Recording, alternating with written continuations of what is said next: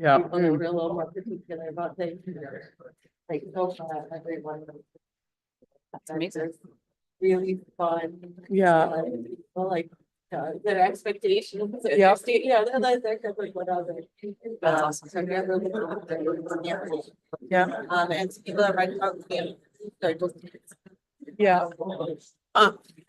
Yeah, for 4th of July, we always go to our family one, but this year we lost the lottery. So, Oh, no. you know, so it's like, oh, so we're all camping at our house. So we're gonna have, there'll be 40. 40? Yeah.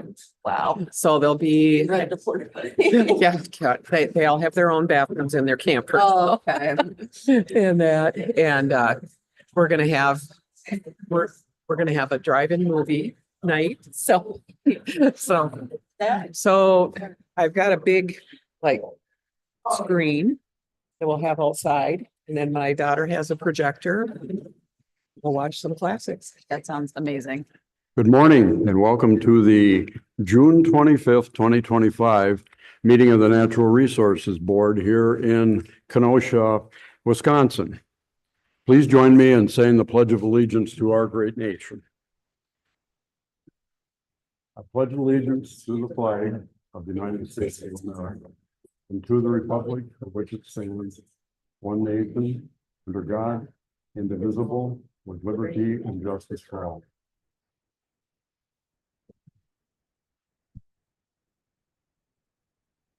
Thank you. I'll now call our meeting of the Natural Resources Board to order. I have a few reminders and some introductory comments before we go on to the agenda. The first thing I would like to say is to expand a little bit on why we're here in Kenosha.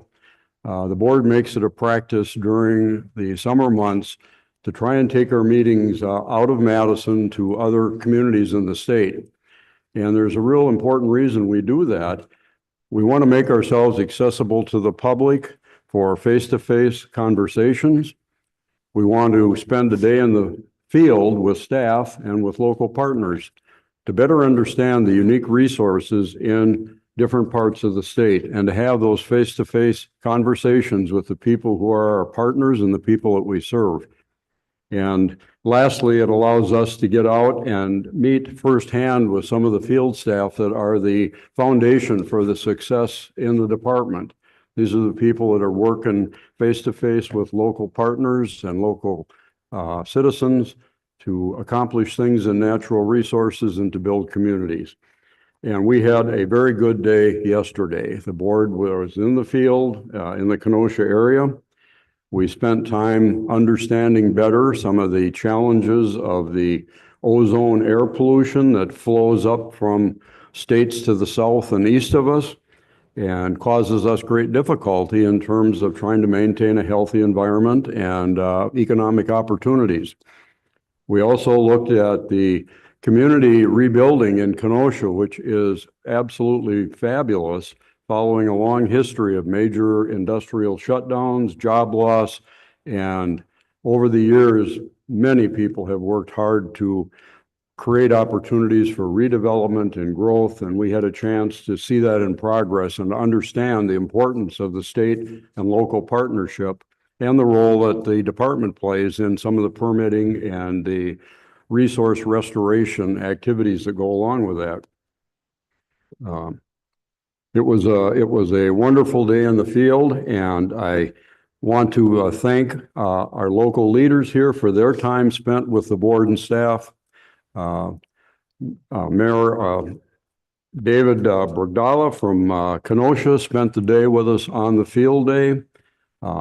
Samantha Kirkman, the county executive, and representatives of the Kenosha business community. So it was a chance for lengthy and meaningful personal conversations with the people that we work with and work for, and it was time well spent. I take the time to mention this because it takes a tremendous amount of work to bring the board meeting out of Madison. Some of the opportunities that technology gives us are also challenges when we're trying to meet in different locations, and the staff have to work long and hard to not only worry about the logistics of the meeting, but the elements of the field tour, coordinate all of that, and then to make sure that we have the technology and the meeting facilities to be able to conduct our business, but also to project the meeting out to the public and the people that are interested in what's going on here. So I apologize for the side comments and the lengthy discussion, but I think that's really important for people to understand why we all take the time and staff give the extra effort to bring our meetings out of Madison. I also have a few reminders, administrative things. Please turn off any phones or other devices that might interrupt the meeting, and please minimize background noise. We have participants online in many cases, and if you are providing input online, make sure you're muted and your video's turned off until your item is announced. And sometimes there's a delay in the broadcast, and it's very easy for us to talk over one another. So be patient, and the system will end up working real well. We also televise these meetings live via YouTube, and we welcome and thank all viewers that are tuning in today. Records of our past meetings are available for review on the DNR website under Natural Resources Board Briefs of Action. Direct public involvement and open, transparent meetings are the foundation for how this board has operated for over 50 years and how we hope to operate today. Our Natural Resource Board decisions and discussions are transparent to all, and public testimony is welcome at every regularly scheduled Natural Resource Board meeting. To ensure fair and equal time for all, we ask people to limit their comments to 3 minutes per speaker, and we have a little light system here to help remind us all when we spend more time talking than we should. So when the light turns yellow to red, it just means that the 3 minutes is up, and I will try to politely interrupt and remind you to bring your remarks to a close. I also want to remind people that come to give testimony, we understand clearly that 3 minutes is never enough.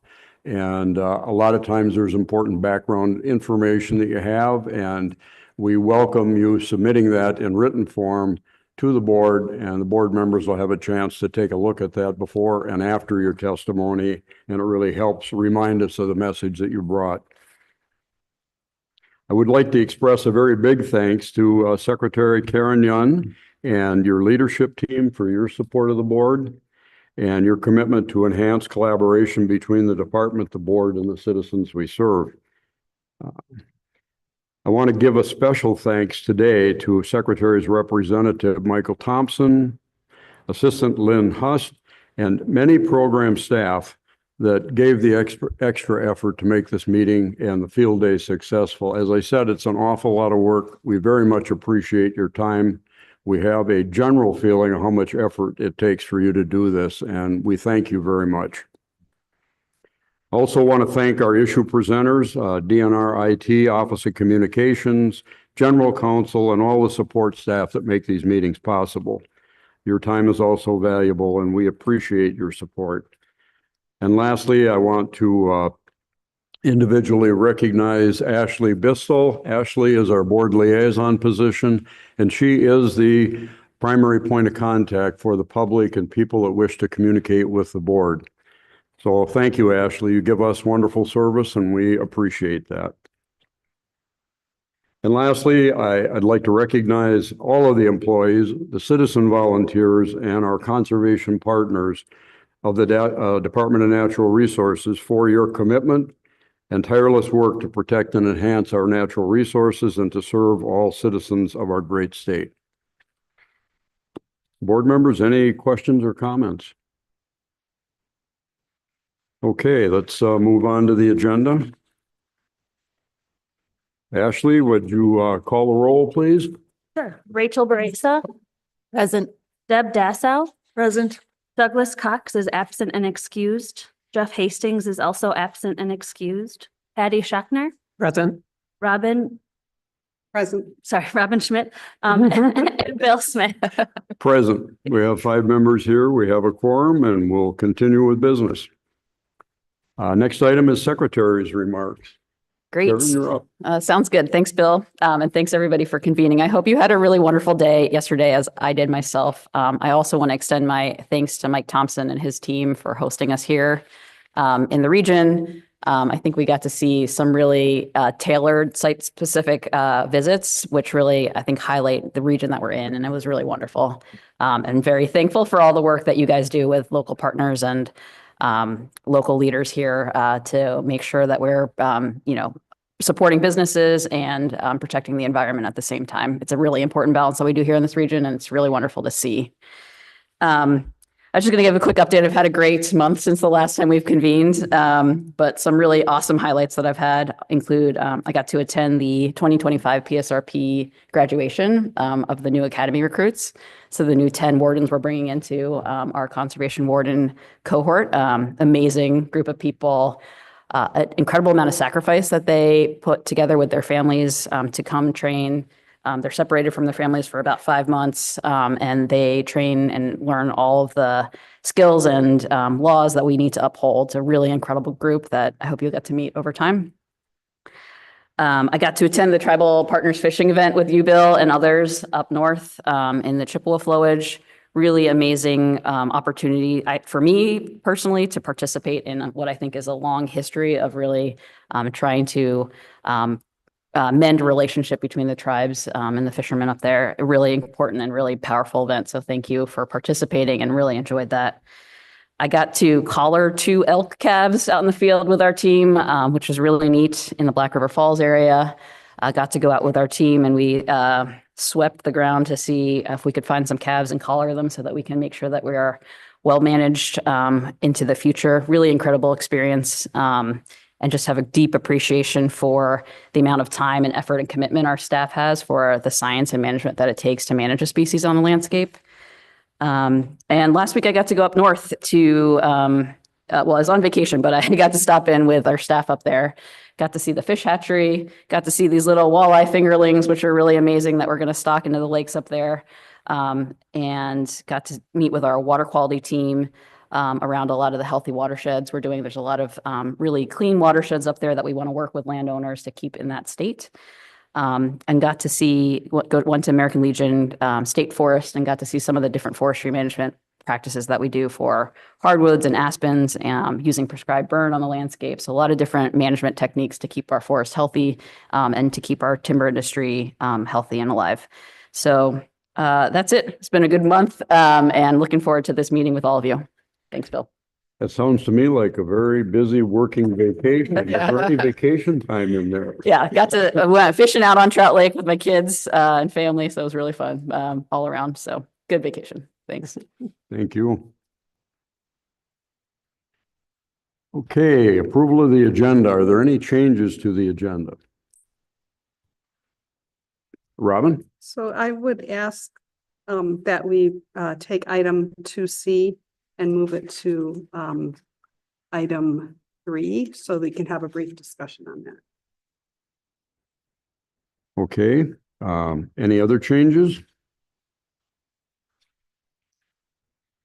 Hearing none, I'd ask for a motion to approve the agenda with that adjustment that Robin suggested. I move the agenda. Got a motion to approve from Deb. Is there a Second. second? Second from Patty. Any other discussion from the board? All those in favor signify by saying aye. Aye. Opposed, say no. Agenda's approved. We have an agenda. Move on to item 2, the consent agenda. Item 2A is approval of the brief of action from the May 28th, 2025 meeting. Item 2B, acknowledging a donation. The Friends of Blue Mountain State Park donated upgrades to electrical services and infrastructure valued at $25,000. The donation will be used to improve services at the open shelter and build infrastructure for future park projects at Blue Mountain State Park. Item 2C has been moved to item 3. Item 2D, acknowledged donation. Friends of High Cliff State Park donated $500,000. This donation will be used to complete phase 2 of repairing the Lime Kiln Trail within High Cliff State Park. Item 2E, acknowledging a donation from Hanksters Motorsports, donated a snowmobile valued at $19,595. This donation will be used to maintain trails and enhance visitor safety at the Kettle Moraine State Forest Southern Unit. Item 2F, request the board authorize a preliminary public hearing and comment period for the statement of scope for Board Order FWP 22-24 for proposed rules affecting chapters NR 1, 5, 10, 11, 17 through 20, 26, 27, 45, and 51, related to minor changes to DNR property management regulations. This is the 2025 Property Management Housekeeping Rule. Item 2G, requests the board authorize a preliminary public hearing and comment period for the statement of scope for Board Order WM 6-25, proposed rules affecting chapters NR 10, 11, 16, 19, and 45, related to the 2025 Wildlife Management Housekeeping Rule. That's it for consent agenda. Are there any questions from the board? Could we have a motion to approve, please? Move approval? Robin moves approval. Is there a second? Second. Second from Rachel. Any discussion? Hearing none. All those in favor signify by saying aye. Aye. Opposed, say no. Motion carries. We'll move on to item 3, which is item 2C, which has been moved for discussion. Acknowledgement of a donation. Friends of Wisconsin State Park donated $25,000. The donation will be used to support, promote, and protect the Wisconsin State Park system through funding multiple programs. And Robin, you had some comments you wanted to make relative to that. I did. I'm wondering, I think I saw Missy come in. Missy, could we ask you a couple questions? Thank you. So as I read our packet on this topic, I was really surprised. I didn't know that there was a program where the libraries had funding to buy day passes for state parks and could loan them out. And I thought that was a really fabulous idea. And I'm wondering if you could just kind of explain that program a little bit and kind of share with us how many libraries participate and just give us some background. Yeah, absolutely. Great question, Robin. For everyone, I'm Missy Van Landit, and I'm the Recreation Partnership Section Chief for the State Park System for the Bureau of Park and Recreation. We've had the Check Out Wisconsin State Parks program for about 3 years, and it's a collaborative program between the park system and the libraries themselves. So the libraries can actually purchase day passes at the bulk rate, which we've allowed for this year to be $5. Next year, that will go up with the rest of the bulk rate to $10. But libraries over the last 3 years have purchased day passes, and then they can check them out to any of their patrons, and they can visit state parks. In addition to that, the Friends of Wisconsin State Parks, as well as some other nonprofit organizations in the past, have actually donated funds to the department for us to purchase those day passes and then give them to those libraries. So this year, as part of that donation, FWSP, or Friends of Wisconsin State Parks, have donated $5,000 for this coming 2025 and then $5,000 for 2026. They've also donated $5,000 the last 2 years as well for the first year and second year of the program.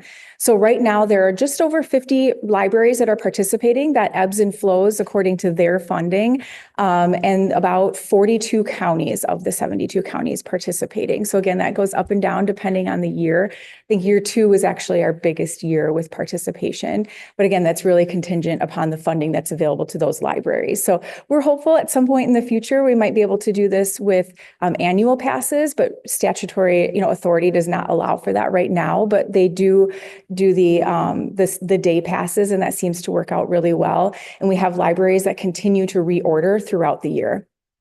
I think it's fabulous. What a great way for families to be able to experience the state parks who may not have the resources to by their passes. So I just wanted to make sure I'd asked Chair Smith if he was aware of the program, and he wasn't either. And I thought, maybe it's kind of like a best kept secret type thing. So it might be worth just highlighting at today's meeting. So Absolutely. Thank I you. don't have any questions. I just want to thank you and the Parks program and the Friends of the State Parks and all the libraries who participate for their interest in making sure people have access. Great. Thank you. Any other questions or comments from the board?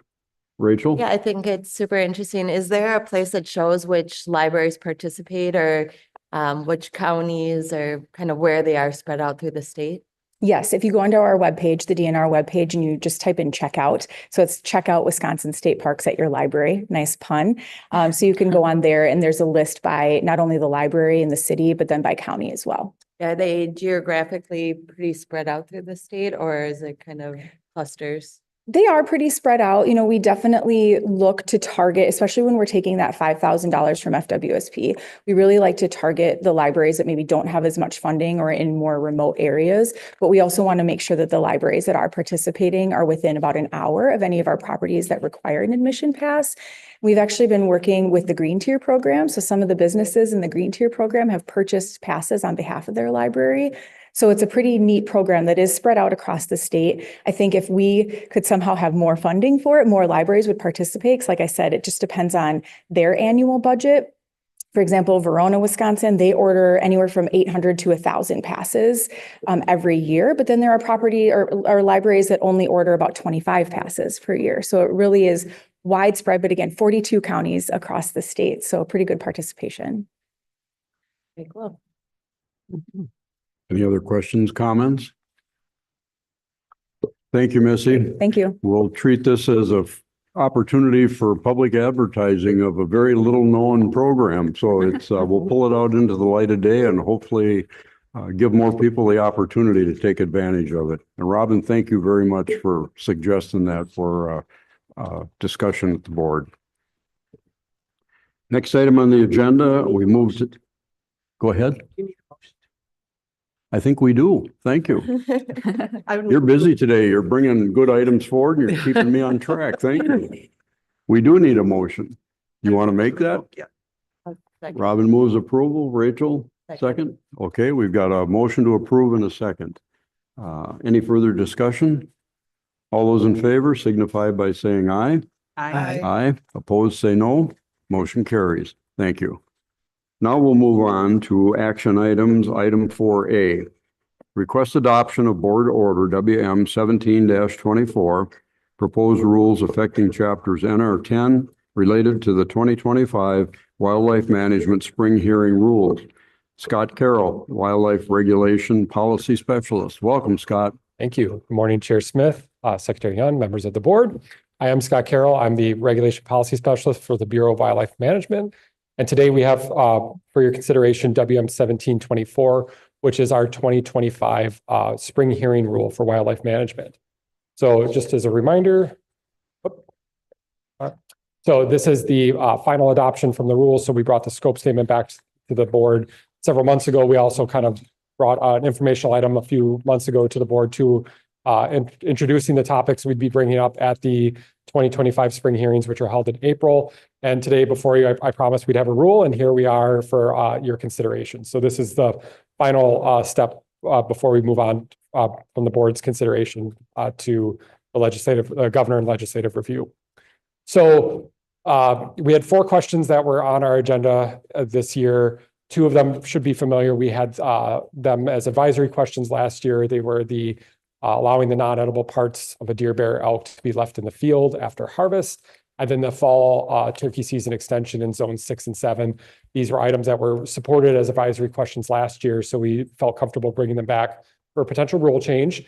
But there are 2 new items which we had, the trap tech using technology to check traps, and then also to expand the 2-day youth gun deer season in October to allow individuals with certain disabled hunting permits to also participate in that statewide hunt. So the good news is that our 4 questions got quite a bit of support at the public comment period or the public input period in April. I think our lowest was at about 62%, and our highest was about 3/4 or 75%, which is very good support from the public. So what happens next is that the the questions are presented to the Congress at their convention in May. And then we take all that input and we talk about it and we bring it forward as a rule proposal at this hearing. And I did want to specifically mention, so when and I know Rob's here to talk about the Congress side of things, and I think he's actually speaking on this rule. But so the Congress delegation met to go over all the questions, including wildlife, and take a position.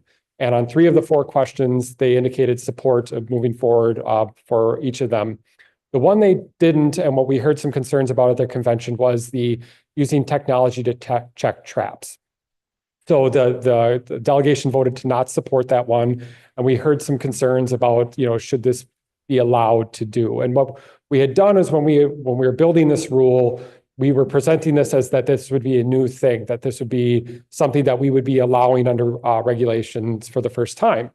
And after we got the input from the Congress, we kind of regrouped and said, well, where do we go from here? And one of the things we did is we sought a legal opinion on this topic, because what we had heard from some of our law enforcement folks is that there was some ambiguity in the current rules of whether this was currently allowed or not.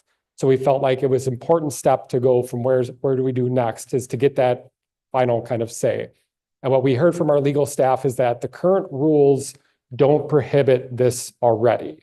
So we couldn't write a ticket for somebody who's using technology to check a trap currently, where before the guidance we'd be given is that this had to be done in person. So this was kind of news for us, because then at this point we are, this is something that's going to be allowed, and we don't have any standards in place to say when or how that technology can be used, which is what we were anticipating when we were bringing forth this rule. So that shifted now from an item we thought this was going to be a new change for this year to something that is already technically allowed.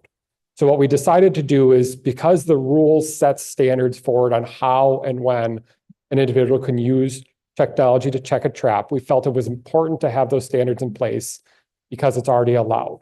So we brought forward this rule proposal for the board to consider, because it sets quite a few standards that a trapper is going to have to use technology to check traps. So what the rule did is it basically set, this is the standards if you're going to do in-person trap checking. And if you're going to use technology, you have to follow these things as well. So the rule sets out that you have to use a centralized application that the technology will use to send you the photos. There's record-keeping requirements for that. If you're saying you're using technology to check a trap, you can prove that you have the technology is working, and you can say that this is, we're monitoring this, versus just having a trap that you have a camera on, you're not sure if it's working or not. You want to know if that animal's in that trap. And then additionally, we set a standard that if the technology doesn't work, you revert back to an in-person physical trap checking. So right now, none of that currently exists in code, besides the guidance we've been given that we can allow, or that it's allowed to use technology to check a trap. So we felt like it's important to have these things in place if we're going to have it operate successfully and really humanely to use this technology. So that's why it's here before you today, despite the fact that the Congress didn't support it. But it's different now, right? We're not saying that we're changing this in code. We're saying we're acknowledging that it exists, and we're setting the standards in place so that it works successfully. So, that's why it's here before you today. I just wanted to make that clear to the board about why it's being brought forward and how it's being brought forward. So I'm sure there's questions. That's my presentation. I'd be happy to answer any that the board may have. Before we go, are there any questions of the board for clarity purposes? Before we go to discussion, we have one appearance that I'd suggest we go to. Okay, hearing no questions on clarity. We have one appearance, Rob Bowman, Chairman of the Wisconsin Conservation Congress. And now that we have Rob on the floor and highly visible to everybody, I want to also mention last night the board and the Congress Leadership Council had a social event. There's new members on Rob's team, and we have new board members and some changes in department staff. So we got together as a group just to meet new people, renew old friendships, and most importantly, continue to build and maintain constructive and positive working relationships amongst the three parties. So Rob, thank you very much for joining us and bringing your team together last night. It was a very important and rewarding evening. Thanks. Thank you, Chairman Smith. I got to be careful. There's probably a few people standing behind me that are white knuckling it now that there's a mic in front of me, and so I'm going to behave. So I have, first and foremost, I think we have our old liaison. It took me over a year to get over my frustration and anger at Justine for stealing her from us. So I didn't get much sleep last year, but I'm happy to announce that we do have our new liaison, Stephanie Schmidt, who's with us today. So you met her last night. I'm excited to move forward, and I can start the healing process and maybe bring Justine and allow her to be my friend again. So, but anyway, we had some concerns. The Trappers Association, of course, the president of the Trappers Association, Scott Zimmerman, made a motion, a few others in opposition to this trapping rule. And I think the biggest question they have is, right now, you're waiting 8-10 years to pull a bobcat tag, and you set that trap up here. I live down in the southeastern part. You're in my neck of the woods yesterday and today. Yesterday you toured probably one of our, on our old farm that I grew up on, that close to the Foxconn area. So, but I can set a trap up in Wisconsin, up in Florence County, northern Wisconsin, and I can't guarantee you that I can get up there. If there's an animal in there, I can't guarantee you that I can get up there within 24 hours to either dispatch or release that animal. So that was a concern that they had, and they would like to have, I would like to recommend that we table this for a couple months. Let's bring the trappers in, see if we can iron out any concerns that they have if we're going to move forward with this.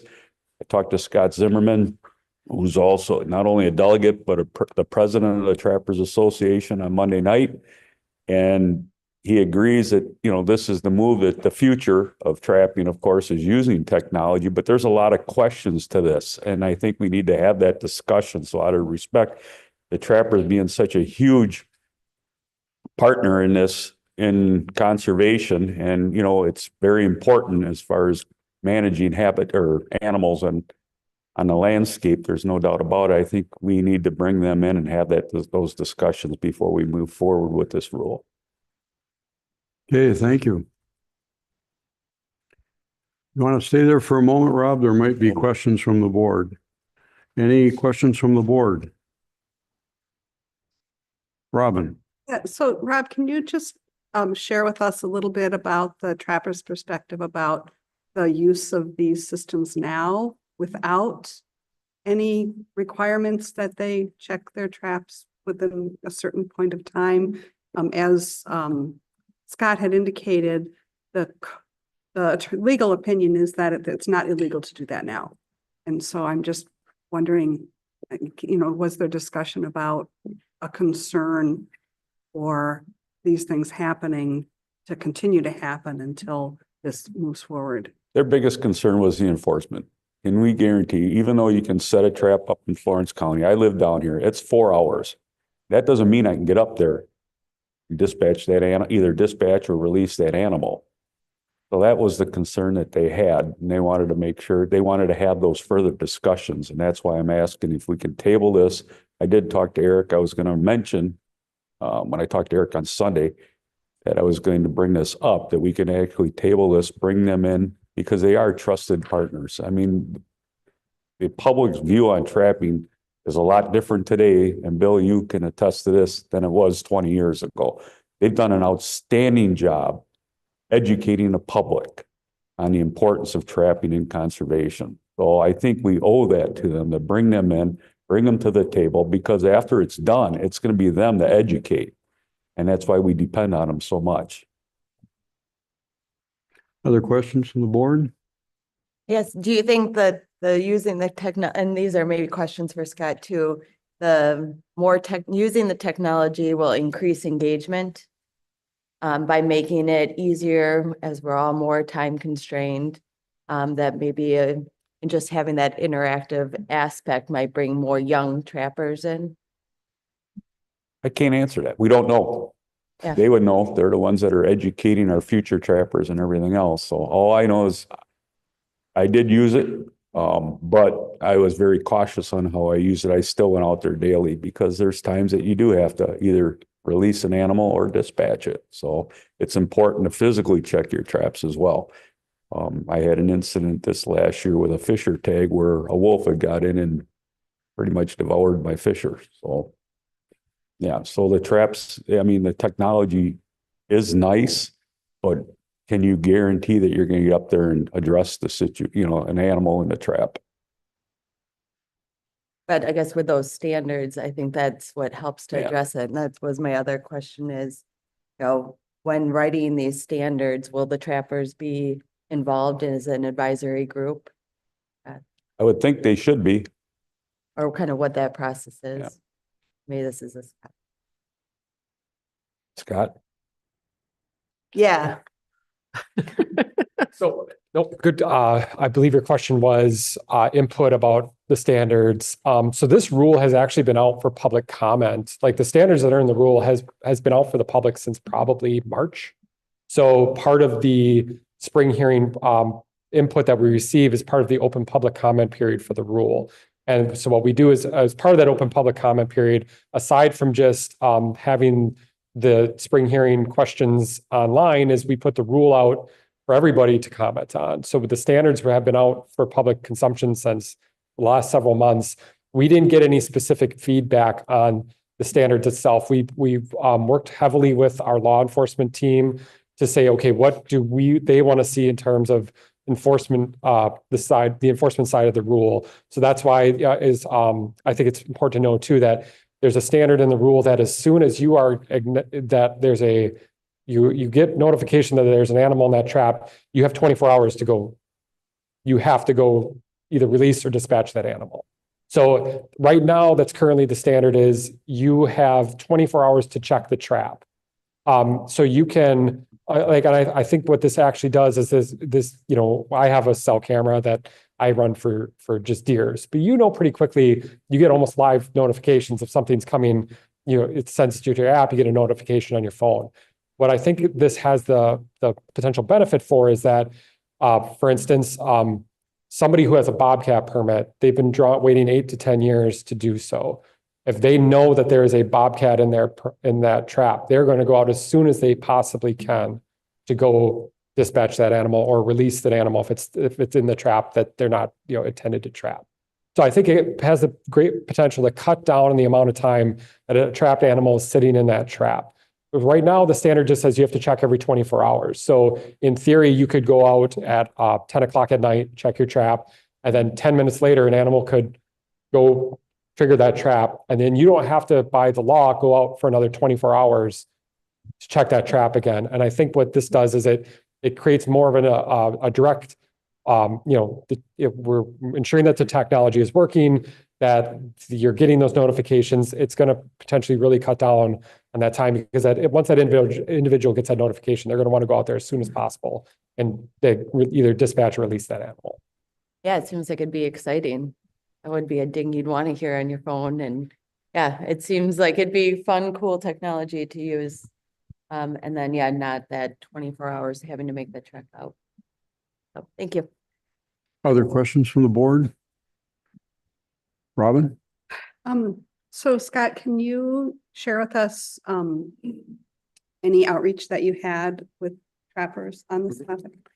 Yep. Thanks, Rob. So we have had, we do meet, we've had conversations with the president of Trappers Association about this. I know I spoke to him prior to the convention in May, but that was again, under the assumption that this was going to be a new thing that we were releasing. Since that, we've also, our department has a Fur Bear Advisory Committee meeting.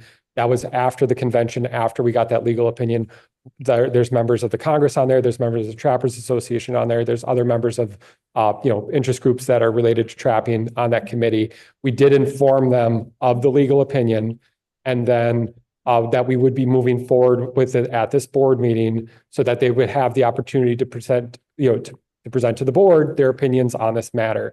Now, I know nobody's signed up, but that doesn't mean that there is or isn't an interest in this topic. It's just that, we did give them advanced knowledge that this is happening and that the reason why it's happening.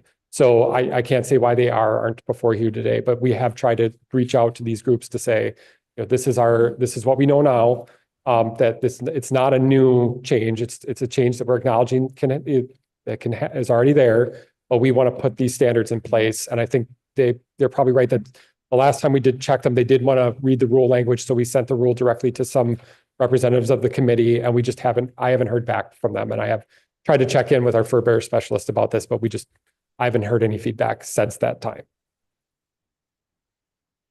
Other questions? I have one, Scott. How time sensitive is this decision today? Does this need to be made today or soon for a reason? Give us a sense of that. So we don't anticipate any of these rules going into effect for this fall, if there should even be approved today. So remind the board that, after today, the rule would then go to the governor for approval. Then afterwards, there's a potential for should the governor approve, there's up to 4 months of legislative review on this rule. And then it gets published in the register. And then the month after that is when it goes into effect. So you're looking at probably 6 months, should even the best case scenario happen that this rule would go into effect. We also would probably just, as past practice, not have any of these changes happen in the middle of a season, right? So the fall season is going to start in a little over 2 months, which is crazy to think about at this moment. But we wouldn't want to change the regs. We're going to be printing the regs pretty much after today when should the deer maps get settled. We're sending the regs, the paper regs, to the printer this week. So we wouldn't want to change the rules midstream to have documents that say one thing when we try very hard not to do that. So we don't anticipate, even should the board act on this issue today, that this change would be in effect for this fall. We do have some flexibility from a timeline perspective that this could get pushed a couple months, and we would still be in that same window that we would want to be in for a rule to go the change. We would just want it to be in effect be able to communicate it for next fall, which would be around this time next year. But again, there's that 6 months in between here and now that we have to wait for it to get the final go ahead before we start communicating that these are in full force and effect. Yeah. Well, I'm just hearing mixed messages today and over the last few days. When the question first came out through the spring hearing process, people that voted on it took it as kind of a poll on whether or not they supported technology and traps. As you briefed earlier, it was presented as a choice. And we got some pretty strong reaction from people saying, no, they didn't think that was a good idea. And now, as time goes on, we're advised that it's really something that's in play already. It's within the legal interpretation of tending the way the statutes and the codes are written. And it's something that we need to do something with. And that really changes the whole dynamic of the question and the information and the attitude and the relationship we have with the public. If there was time, hearing Rob's testimony firsthand as a trapper, firsthand for the Congress, and also, secondhand to the Trappers Association, it sounds like people are not necessarily against this. They realize it's here, it's coming, but they would like a little more time to talk about it, understand it, and be able to influence how that's going to be managed. Is there time to do that, and would that be helpful?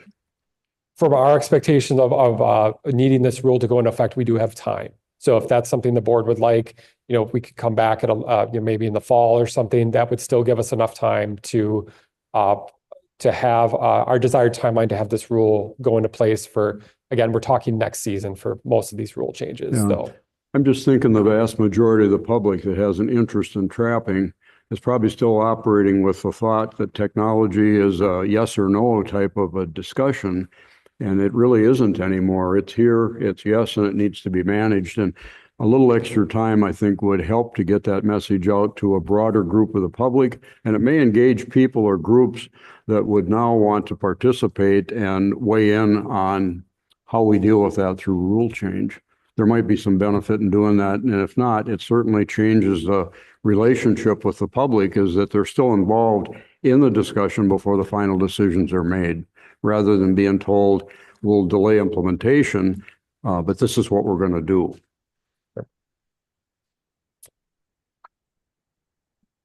Other comments or discussion from the board? Be in support of delaying it if possible, Mm-hmm. and just have more of these conversations, which we learn so much from. Yeah, as long as there isn't some reason that this needs to move forward quickly and now. Anyone care to make a motion? And this would be on not just the trapping, but I believe the whole question. We might want to check with legal, but yeah, I don't think you can delay a section of the rule. You'd have to delay the whole board or table the whole board order versus just that portion of the rule. You're bringing the question forward though as a series of. We're presenting the entire board order to you for your consideration. I don't know if Diane wants to jump in on this, but my understanding is that we're bringing the board order as a whole to you.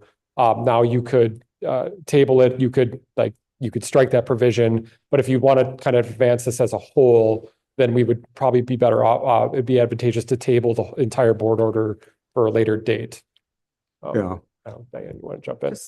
Just for clarification, none of these provisions would be taking place for this season's hunt. Correct. So by tabling the entire rule, we're not negatively impacting any of these other provisions. It's just that the final decision will come a little bit later into the spring. None of these four we were anticipating going into effect this fall. Okay. Anything to add? Hi, I'm Diane Milligan, one of the attorneys. Scott mentioned this before the meeting, and I had an opportunity to converse with Chandra Harvey a little bit online about this. And there are two options. You could table the whole rule package, or you could amend the rule before you to take out this technology piece and discuss it separately and put a separate board order forward in the future that addressed the concerns. But, hearing Scott say that none of them were intended to go into effect this fall, then maybe you don't need to be complicated. You don't want to be. Okay, thank you, Diane. I would make a motion, and I just want to be clear, when we say table, that means we are deferring it to a future meeting. Yes. It's not taking it off the table for future discussion. Sure. Yeah, if we That's the way. table it, I should check with Diane on our official Roberts rules. know. I have my cheat sheet in here, but it's limited. So Dan, can you just clarify that if we make a motion to table until perhaps the September meeting, that's the appropriate action following Robert's Rules of Order? I've made a Robert's Rules chart, so bear with me. You need, lay it up. You can lay on the table. You need a second. It's not debatable. It's not amendable. You need a majority of vote.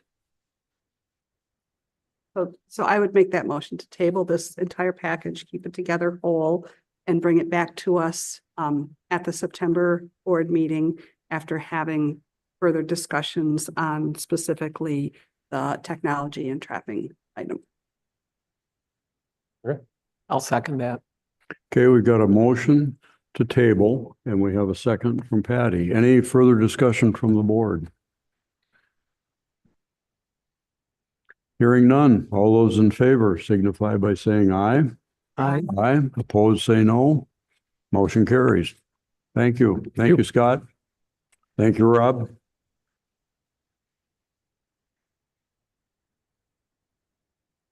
Next item on the agenda is item 4B.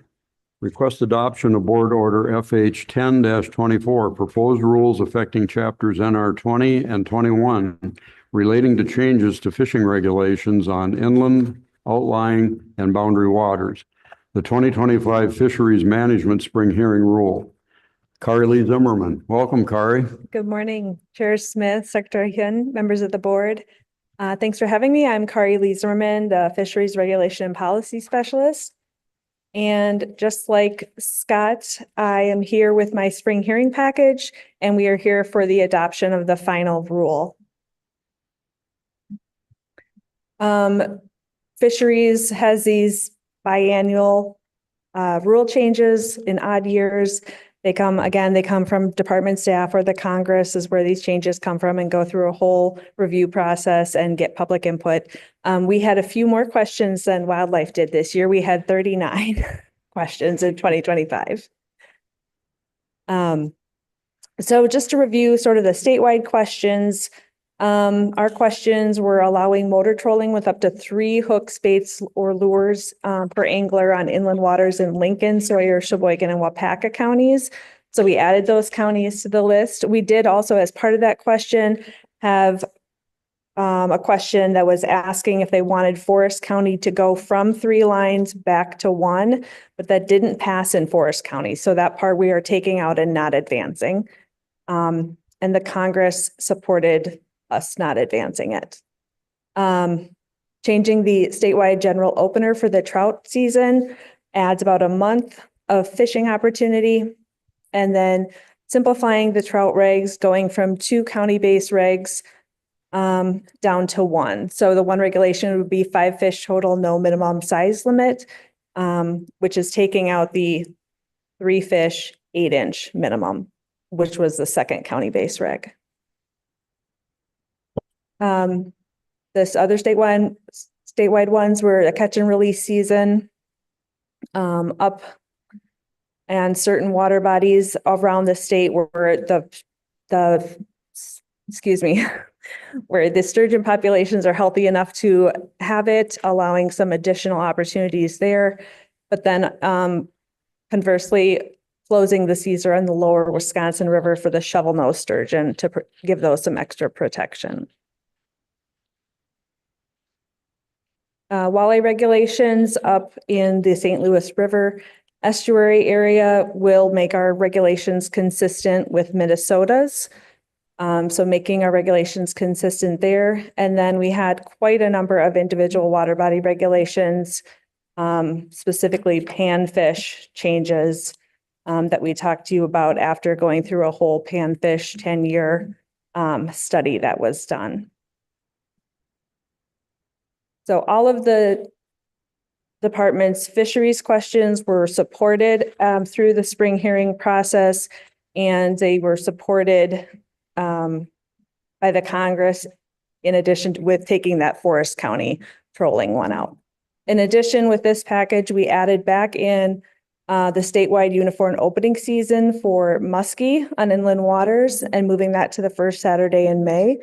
That question was asked in 2023 as a statewide question and was supported.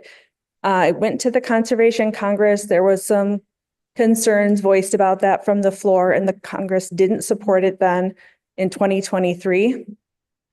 We went back to the Congress, to the Warm Water Committee, and had some additional conversations with them, took it back to the Congress, to their convention in 2024, and they supported moving ahead with that change. So we have added that to this rule package as well. And with that, that's our rule package for fisheries, and I'm happy to answer any questions you may have. Any questions of Kari on clarity? Again, we have an appearance scheduled, and I'd suggest we take that appearance before we get into any debate on it. Stay close, Kari. We might need you back. Okay. Thanks.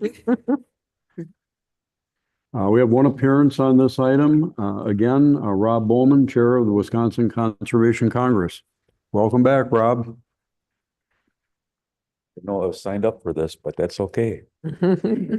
Congress is supportive of all the fishery questions, so. Are there any Simple. questions Short of and the sweet. board?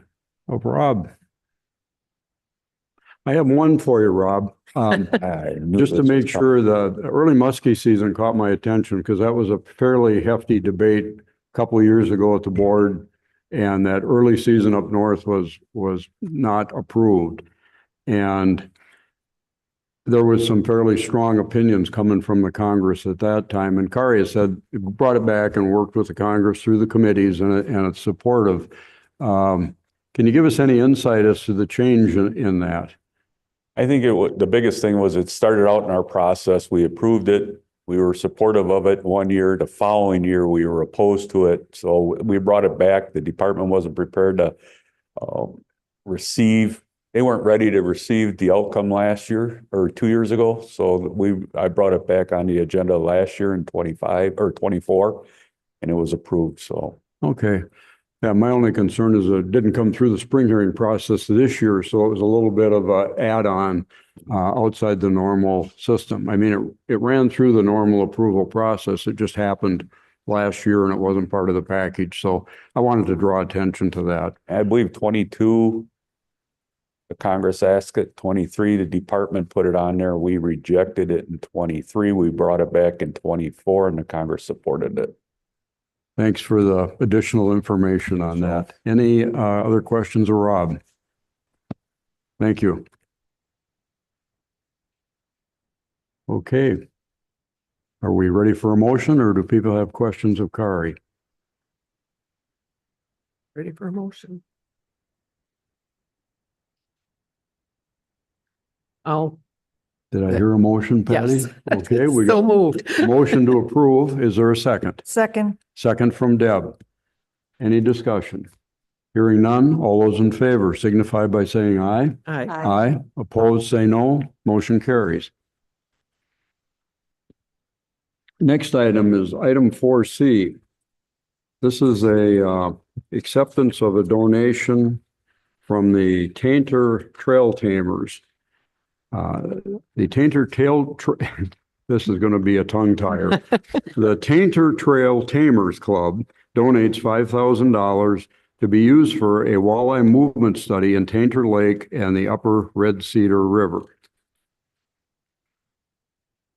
Any questions from the board or discussion? Hearing none, could we have a motion? So moved. Got a motion to approve from Patty. Is there a second? Second. Second from Rachel.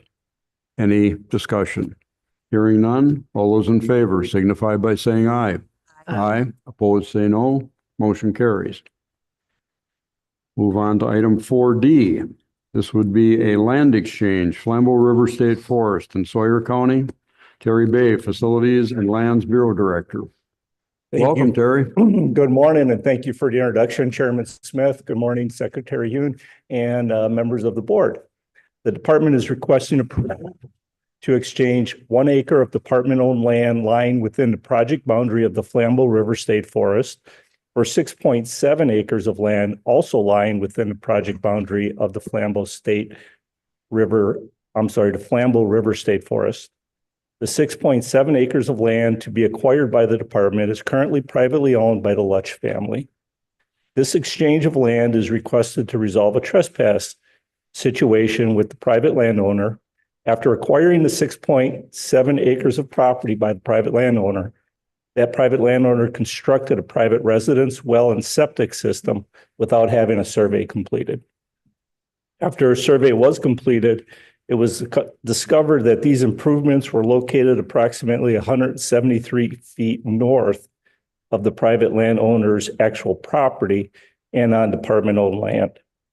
To resolve the trespass issue, the department negotiated a solution that involves exchanging the now developed acre parcel for 6.7 acres of undeveloped forest wetland and upland that abuts department-owned land to the north and west. Certified survey maps have been completed and the land divisions comply with the Sawyer County zoning ordinances. A public hearing announcing the potential sale was properly noticed and conducted on February 21st, 2025 at Sawyer County Courthouse in Hayward. No participants attended in favor or opposed to the sale. The acre sale parcel is residentially developed and no longer needed for conservation purposes. The 6.7 acre acquisition parcel has 355 feet of public road frontage and will be open to the public for all 5 nature-based outdoor activities, will improve public access to the Flambeau River State Forest. We are requesting that the board find the 1 acre department-owned parcel is no longer needed for the state's use for conservation purposes and approve the exchange of the state land in Flambeau River State Forest for 6.7 acres owned by the Lutch family. Okay, we have no public speakers on this item. Any questions from the board? Robin? Terry, if you could just share the land that the department will be obtaining through this transaction. It's high quality land that is important for the ecosystem. That's correct. It has to have public benefit. This was a trespass issue, but we still have to resolve the issue that we just can't get any land. But this land is adjacent to our property, is forestable. It is high quality forest land. There is some wetland, but also some upland associated with it. And of course, we're getting 6.7 for 1 acre. Mhm. Thank you. Other questions? I would move approval. Okay, Robin moves approval. Do we have a second? Second. Rachel seconds. Any discussion? Hearing none. All those in favor signify by saying aye. Aye. Aye. Opposed, say no. Motion carries. Thank you, Terry. Thank you. And item 4E, request approval of the 2025 deer season recommendations. Jeff Pritzel, State Deer Program Specialist. Welcome, Jeff. Good morning. Thank you, Chair Smith. Good morning to other members of the board and Secretary Hyun. Again, I'm Jeff Pritzel. I'm the deer specialist for the department, and I'm happy to bring to you this morning our annual recommendations for the deer season for 2025 after having concluded our public input processes and work with the county deer advisory councils. Just a kind of a quick review of the big news this year was that the CDAC members in the forest zones were transitioning to the new deer management boundaries, as well as the central forests that were established at the February Natural Resources Board meeting. And before I go on and forget, I do want to acknowledge the CDAC chairs, some of which are with us this morning. I can't speak enough of the collaborative and cooperative approach that they took to this process this spring. If you recall our conversation in February, there was some understandable concerns about how this was going to work this year. And the CDACs and the CDAC chairs as their representatives really rose to the occasion. And the degree that they work together cooperatively, I think, put us at the position we are right now, where we're going to, as I'll mention later in more detail, fully support the recommendations that came out of the North. We also, every year in preparation for the CDAC meetings, we offer training to CDAC members. We did that virtually this year, but we did hold an in-person training session for those CDAC members in the North in consideration of the new changes they were going to be navigating this year. Prior to the CDAC meetings, we also offer a public input tool through an online questionnaire. We had over 6,000 people participate in that this year. And then we did hold the actual CDAC meetings from between April 21st and May 1st. But just a quick breakdown of that public input that the CDACs received. This is just a statewide summary of that participation of over 6,000 citizens. Essentially half of those that participated were speaking from and representing the deer management units that they lived in. And the other half were mostly residents of Wisconsin, but commenting on DMUs, that they did not live in, and a few hundred participants from outside of Wisconsin as well. And then as we break down the stakeholder group that they most identified with when they filled out the questionnaire, certainly most of them identified as hunting interest, and over half, identified, or about half identified as private land hunting interest, and then another large chunk identified as public land hunters, or just landowner interests. And then you see the other smaller participation rates by other stakeholder groups that are represented on the CDACs. So just a quick review of what we created and established in rule in February with the changes in the deer management units. Starting from the north, 19 northern forest county units became 24 habitat-based units, excluding there's 2 small units associated with the Apostle Islands up on Lake Superior. And the adjustment of that northern forest zone boundary north into the southern tier counties of what was the northern forest created 5 new small central farmland units, again, added to the central farmland. And then in the central forest, 7 deer management units became 6 as Adams County was completely removed from the central forest. And then Wood, Monroe, and Juneau counties reduced the forest zone portion of their EMUs as well. And then we also did in this change the labels or the names of the deer management units in the forest zones to the numeric labels to differentiate as a way to differentiate the forest zone units from the farmland units. And then finally, we saw some adjustments to metro units in the southeast part of the state where 6 county metro subunits were expanded and 1 was retracted slightly in the northeast portion of Manitowoc County.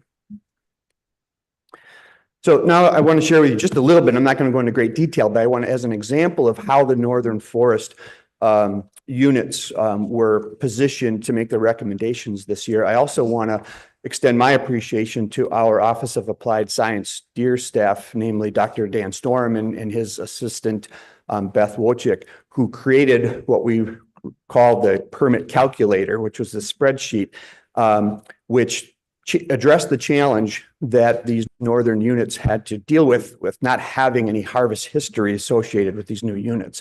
So the way this worked was they took the average antlerless deer harvest at the county levels that we've experienced over the past 5 years, which is driven by the permit availability, and then created a weighted average for each of the new units based on what that past 5-year antlerless harvest density was and the portion of each county's, size geographically in the new units. And so that was averaged together to create essentially a starting point as a weighted 5-year average so that the CDACs could look at that and then based on whether they felt these new units were created to either recognize that a unit was one that was going to be in need of more conservative approach because it's a lower productive unit versus a unit that would be, higher productivity, providing more opportunity. So what the starting point did is essentially, and just as an example, you entered the new deer management unit, it calculated the total square miles of private land and public land.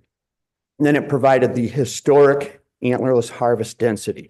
So in this case, on public land, historically, they've been harvesting about a half of a deer per square mile, antlerless deer. And on private land, it was about 1 deer per square mile. And so using that as a reference point, the CDAC could then decide that, all right, are we comfortable with maybe reducing that average harvest density based on our assumptions of this new unit, or maybe increasing the harvest density and increasing opportunity.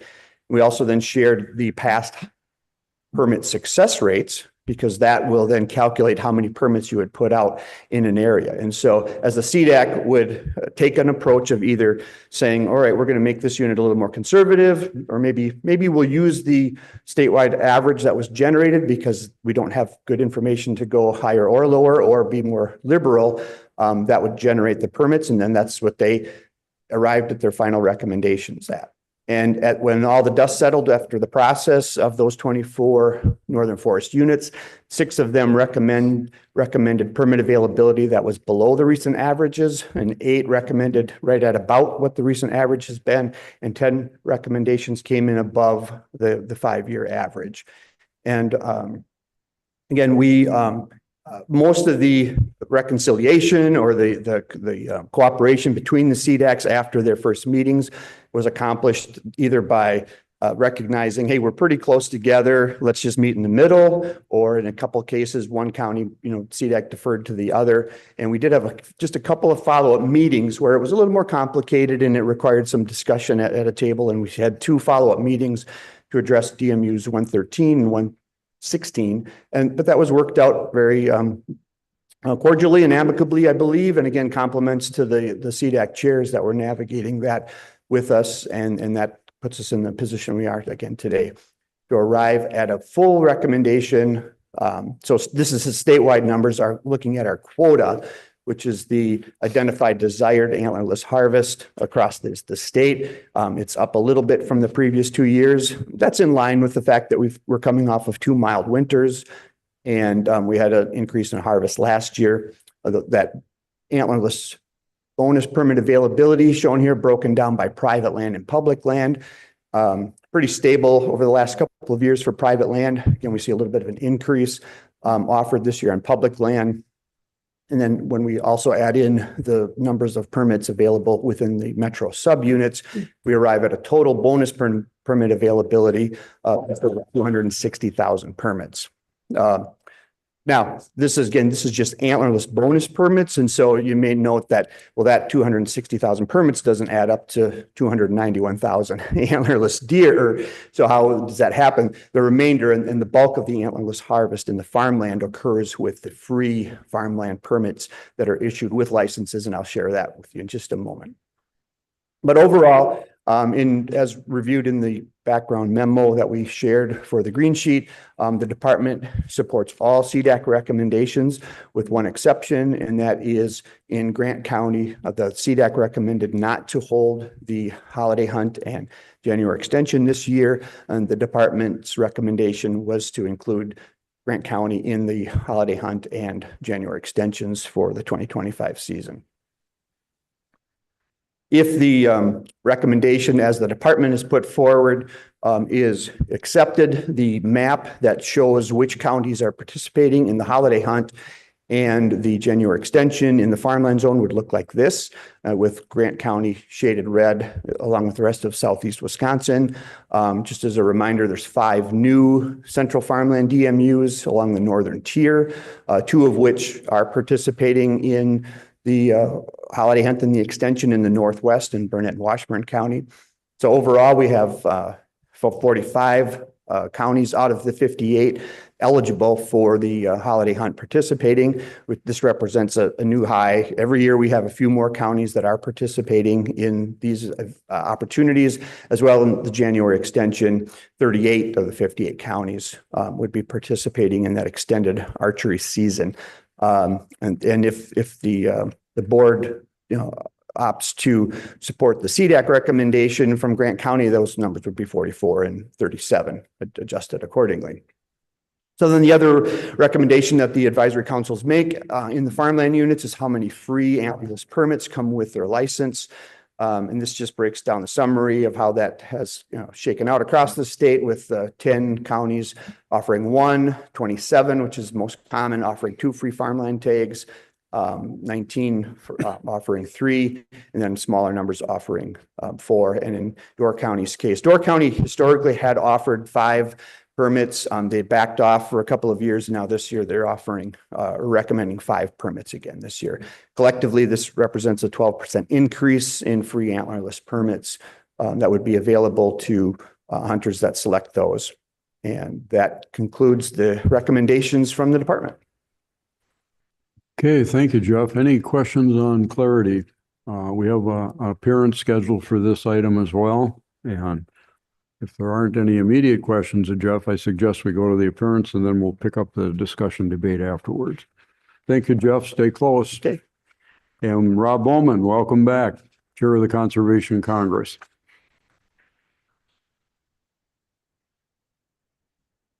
Good morning. I want to start out by thanking all the CDAC members for their work this last year. The process would fail if it wasn't for their willingness to serve the sportsmen and women in their county.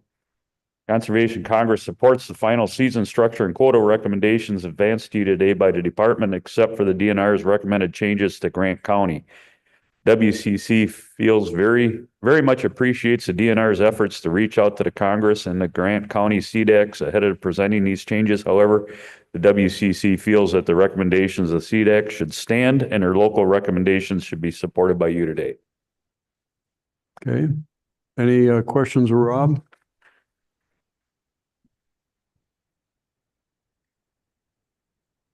Okay, hearing none. Thank you, Rob. Okay. Questions or discussion from the board? Or a motion? Robin? Well, I guess I'd like to just ask Jeff to maybe further explain the situation in Grant County and talk a little bit about how the department came up with its alternate recommendation. Sure. Yeah. Thank you for the opportunity to do that, Robin. And what we do every year when the department makes an alternate recommendation from a CDAC is as Rob acknowledged, we offer that CDAC, not a further discussion. It's not further deliberation. It's simply a courtesy discussion to, share, why, and as you're asking. And so in some years, the councils don't take us up on that offer. And this year Grant County did, and I'm glad they did. And the first thing I wanted to point out to them was that Because this often gets interpreted as the DNR is overturning the CDAC recommendation or ignoring the CDAC recommendation. And that's not the case at all. And what I shared with them is that the fact that there's an alternate recommendation on the table does not indicate that you made a bad recommendation. What it recognizes is that there's not a clear path, and these are the deliberations that happen. And as it were in Grant County, their vote to not have the holiday hunt this year, recommend it, was a 5-4, close decision. So that just acknowledges that, it's not necessarily clear and looked at through different lenses. CDAC, made a very legitimate recommendation based on the information that they felt they gathered and what they thought was in the best interest of their recommendation this year. When the department looks at it, again, our first step is we, as our Deer Advisory Committee, reviews the CDAC recommendations. And our Deer Advisory Committee has staff on it, but it also has external partners. And I think it's worth noting that the alternate recommendation that originated at the Deer Advisory Committee came from external partners, on that committee. So it's not just the DNR overturning or taking a different approach than CDAC. There are other outside stakeholders, that looked at it, and that was the assessment that they made. The department, and that was really based on the fact that that southwest corner of Wisconsin, with the known prevalence and spread of chronic wasting disease, felt that was a priority consideration, and that the approach in those southwest counties should be to maximize harvest opportunity. And this is not unlike the position we were in last year when we were having a similar discussion with Iowa County, where they opted to not have they did have the holiday hunt, but not the extension. And so it was felt that in being kind of consistent with the approach we took last year, it would be consistent to also make a recommendation to keep that consistency in maximizing harvest opportunity in those southwest counties that are dealing with CWD at a level, higher than the rest of the state. Other questions?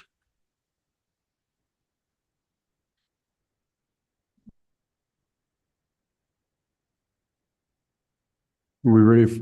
Robin, go ahead. So can you just share what your expectation is for additional harvest numbers? Sure. So typically, and we see a fair amount of variation in antlerless harvest from year to year. It's been pointed out that we're on this kind of a unique fluctuation cycle where we have a better antlerless harvest year followed by a down year followed by an up year, and it's been strangely consistent. And last year was the up year, so it should not be a surprise if that continues, that we see a decrease. But in general, those holiday hunts tend to yield 200 to 400 additional antlerless deer in each county. And as a demonstration of, again, 58. Not all of them are dealing with the same level of chronic wasting disease prevalence, of course, but over 3/4 of our CDACs in the farmland have adopted the approach of providing the holiday hunt, and then that trend has gone in that direction. So it will amount to a couple hundred additional antlerless deer harvested, of which that helps in that antlerless harvest ratio to their buck harvest, which that's really what we're trying to get at.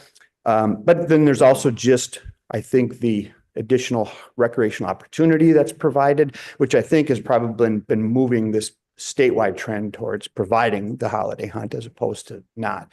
I should also share that the perspective I got from the Grant County CDAC members that participated in that meeting, it was interesting in as much as I think 31 of our farmland CDACs made no changes this year. Some of them haven't made changes in 5 years because they feel like they're providing maximum opportunity. There's nothing else to provide. And so they continue to stay on that same path. And that's a legitimate approach. But the Grant County folks took the approach of, we've been doing this for 4 years and we don't feel it's meeting our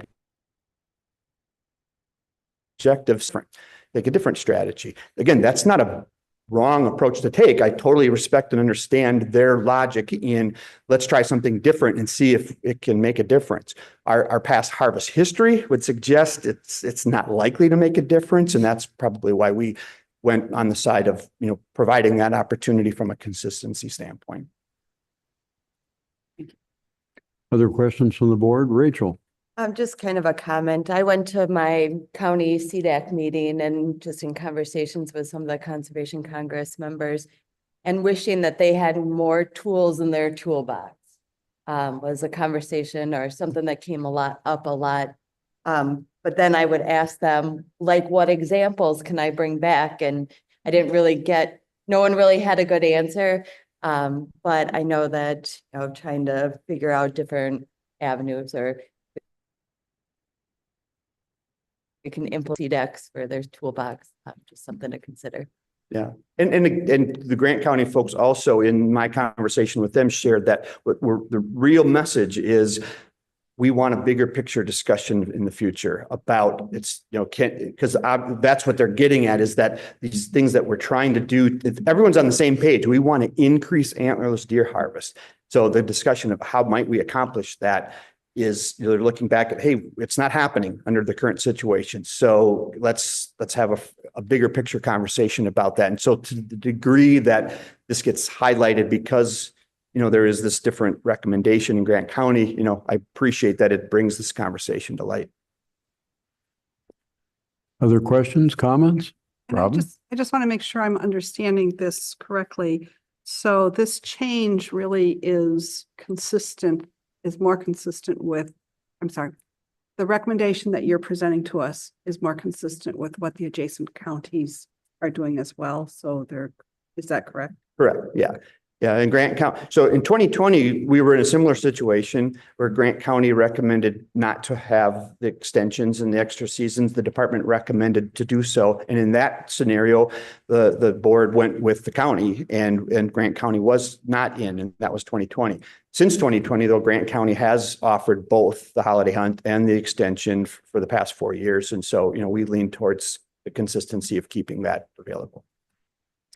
Jeff, specific to those different seasons and different approaches in Grant County, could you distinguish any difference in harvest attributed to that?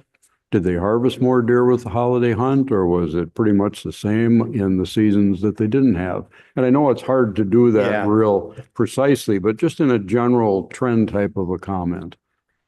It's the number of animals added to the harvest tally is, it's additional, but if you looked at it objectively at the scope of the county, is it impactful? We're talking about 2 or 3% additional harvest, and taking that on or taking that off actually is less of a fluctuation than, again, that oscillation I mentioned the last couple of years that's happening independently. So it's pretty hard to make a real clear cause and effect relationship of here, this is what we can expect will happen. So it comes more down to the, aspects of the messaging of we're doing everything we can in terms of the realm of proactive CWD management and capitalizing on the opportunity to collect more samples and those types.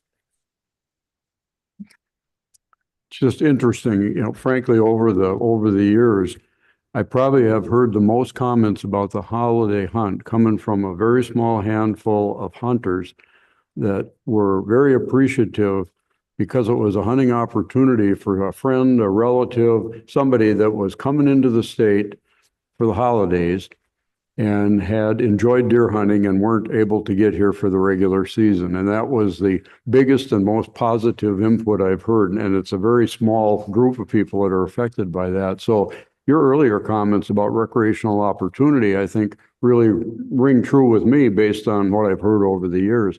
I haven't heard any concerns about somebody saying, boy, I'm glad we had the holiday hunt, so I got to go out and get an additional deer. Or that there was a significant difference in the harvest at all. It was more of an optional thing that benefited a handful of people. And personally, I'm in kind of a dilemma here right now. I don't see an easy, simple answer to this, and yet I don't see it as an overwhelming challenge in terms of natural resource management. It's more a relationship between the department and Grant County and or the other counties in the CDACs. And I tend to lean a little bit toward, their take on kind of social values in the community and, what's best for them. And that I'm also torn that this is out of step with what all the neighboring counties are doing, the uniformity, the predictability to the hunting public, both those that live in Grant County and those that would visit there and hunt there. And the fact that it is close to the worst of the CWD issue that we're dealing with in Southwest Wisconsin, and any harvest there that could affect that would be very helpful. So it just feel kind of teetering in between those inclinations. Rob, I see movement back there. You're backlighted really bad, but I think it's you. Would you come forward, please? This sounds like an interesting discussion between partners and friends. It's the boots on the ground. I mean, that's what it is. The department has to present their recommendations. We present our recommendations and the board figures out either which way or the other or find a balance between the two. But when we make these changes and we go against what maybe the CDAC's may be offering, we get some members who are disgruntled and they end up leaving because they're not being heard. But you also have to give them an opportunity to learn from the decisions that they make. So if we continue to override that, they're never going to learn. So sometimes you just, let's let it go for 1 year. We're not asking, it's not the end of the world, but let them learn from this and maybe next year they'll implement it. They probably will implement it again. So we got to trust those boots on the ground because they're not only our partners, but if we didn't have hunters, we wouldn't be able to manage our wildlife populations. Thank you. I should note on the record too that we did receive a written correspondence from one of the CDAC members down there, and I don't believe it was one that participated in the follow-up meeting with Jeff, but it was one that was very much in support of the Grant County CDAC decision. Even though the vote was 5-4, I assume he had to be one of the voters on the 5 side because he was very much supportive of that and urging the board not to adopt staff and Deer Advisory Committee recommendation on this. So there's some people that have some strong feelings about it there, but 1 year, we're just asking, trust them, let them learn from this. Thank you. Any other questions or discussion from the board? Rachel? So if we were going to pass this, but omitting the Grant County, how would that process work? Or going with the CDAC recommendations on this rule? You could work that into a motion if you chose to do that. And just note that the motion would be for or against, or it could be for, and you could note in the motion that it would, accept Grant County out of that, and we'd stick with the CDAC recommendation or leave it in, or however you want to do it. Anyone care to make a motion? If we don't make a motion and act, then none of it goes forward. I'll make a motion to approve the management plan presented by Jeff, other than going with the recommendations of the Grant County CDAC, not do the holiday hunt and extended season. So your motion is to approve with the exception of Grant County, and the motion would stay with the Grant County recommendation for no holiday hunt and no extended season. Right. Okay. Do we have a second? I'll second it. We have a second from Patty. Any discussion at the board? Robin? So Bill, I'm like you. I'm really torn between your comment about accessibility and providing maximum benefit, especially in areas with really high CWD, because we really have to try to get those numbers up. At the same time, I respect the CDACs, but it was a 5-4 vote, so clearly it wasn't overwhelming coming from the county. But as Rob stated, it's 1 year.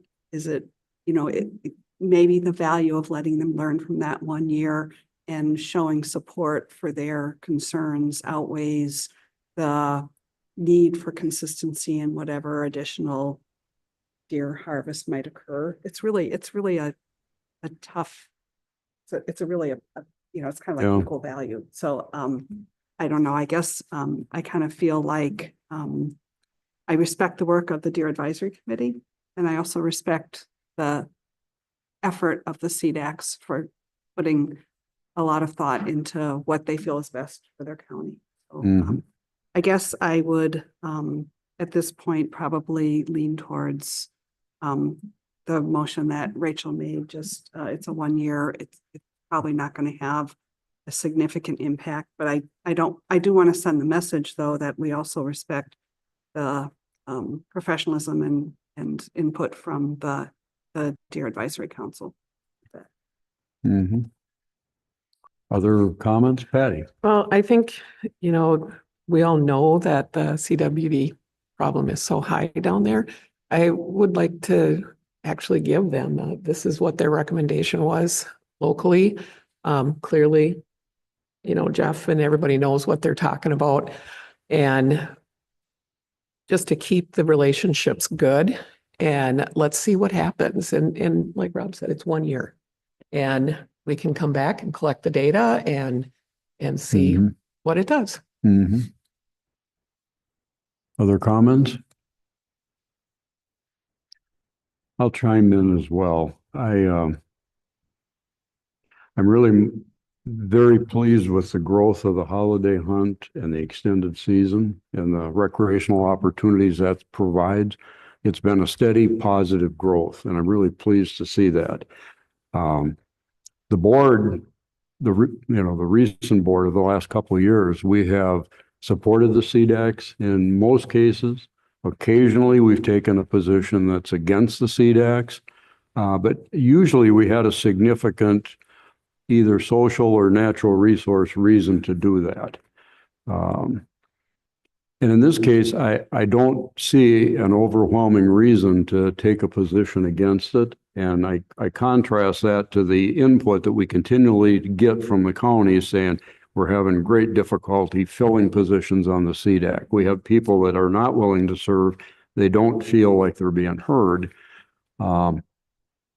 This is an opportunity to reinforce that there is an opportunity to be heard and to do things a little differently in your community if there's not a compelling natural resource reason to do it. And so I hear what you're saying. I think that it makes sense. I'm hopeful it doesn't start a long-term trend in the other direction where we've got counties flipping back and forth from year to year. But in this case, on a trial basis, I would stand by the county recommendation, and they'll feel accountable for what they've done, and we'll see what comes of it. Any further discussion? I think also,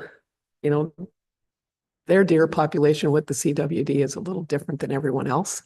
So this is a risk too. So, and I think, for just the consumption of venison and whatnot. So I think, they know the risks in their county. So I really feel like I think that they have a good standing for what they want in their community. And we have to listen to that. It's a little different than every other county in that. So that's just my 2 cents. Yeah. I really support the CDAC process and the local discussions that go into this, the broader base of consideration on deer management. And in many cases, they know the best for what's going to work in their area. And I'm really pleased to hear from both the testimonies here that Grant County is interested in trying to harvest more deer. This isn't a debate about whether or not we have a deer hunt and whether or not we try and harvest more deer and deal with the imbalances and the challenges of that. So I think what they're doing is trying to do the right thing, just to try and do it in their own way and try something a little different. And I'm comfortable with that. Me too. Any further comments, discussion from the board? Are we ready we've got a motion that Rachel made and Patty seconded. Mm-hmm.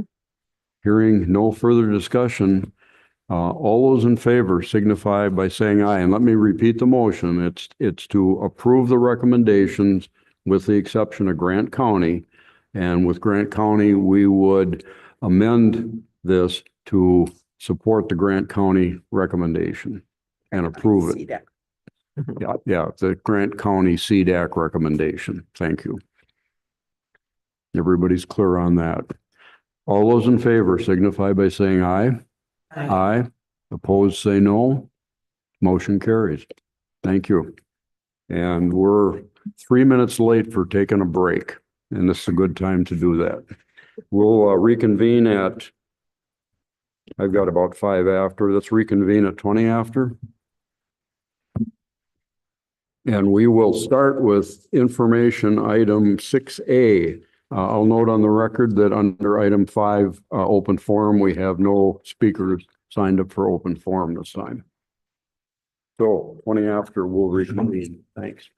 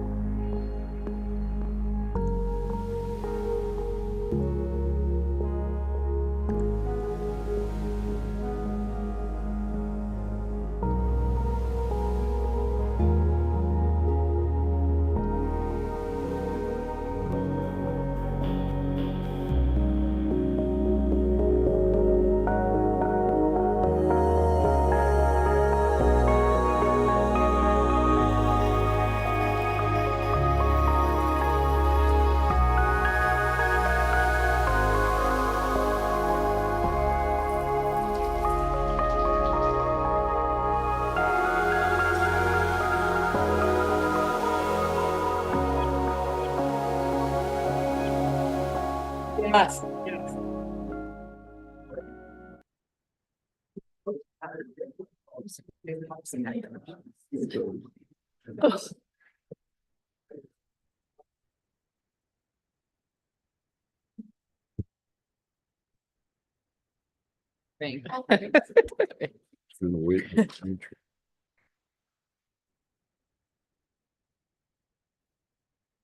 We'll call the meeting back to order and start with information item 6A.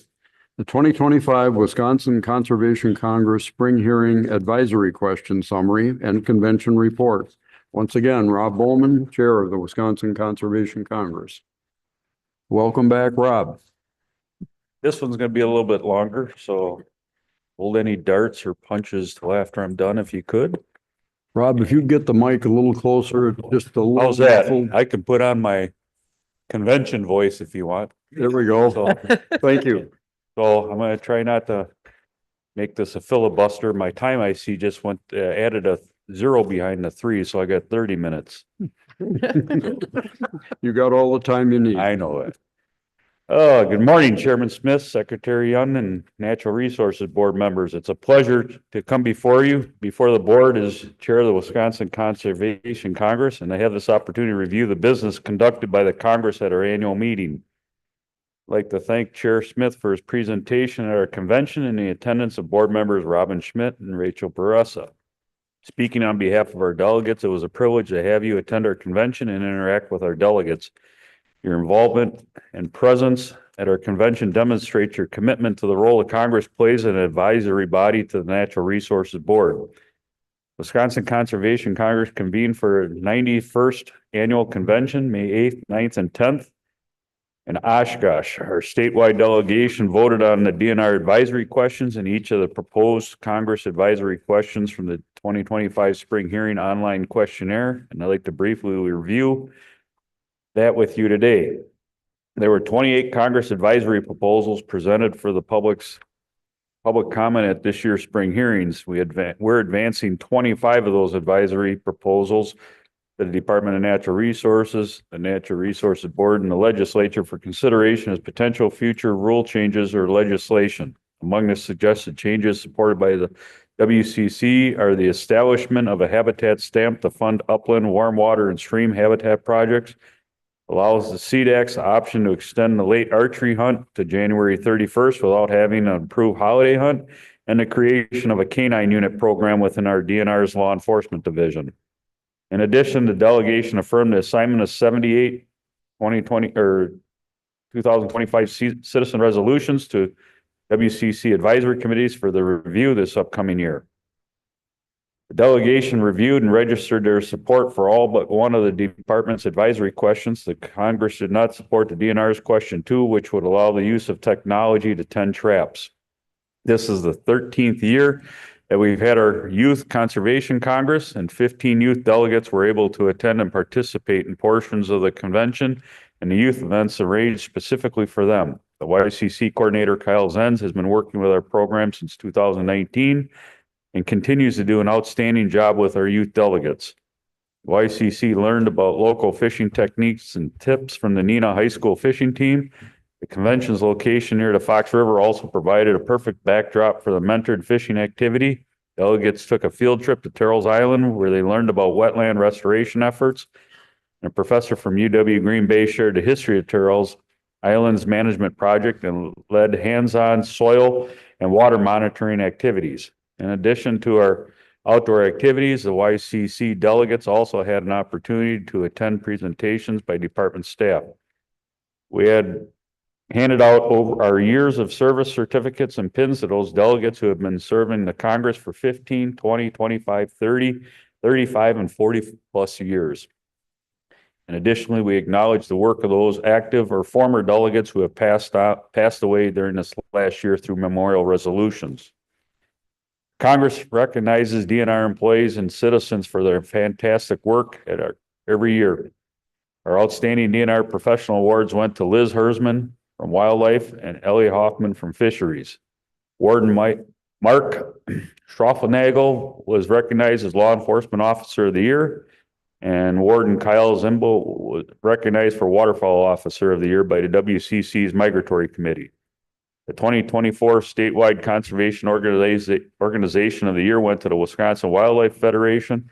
Local conservation organization of the year went to Outdoors Forever of Mauston.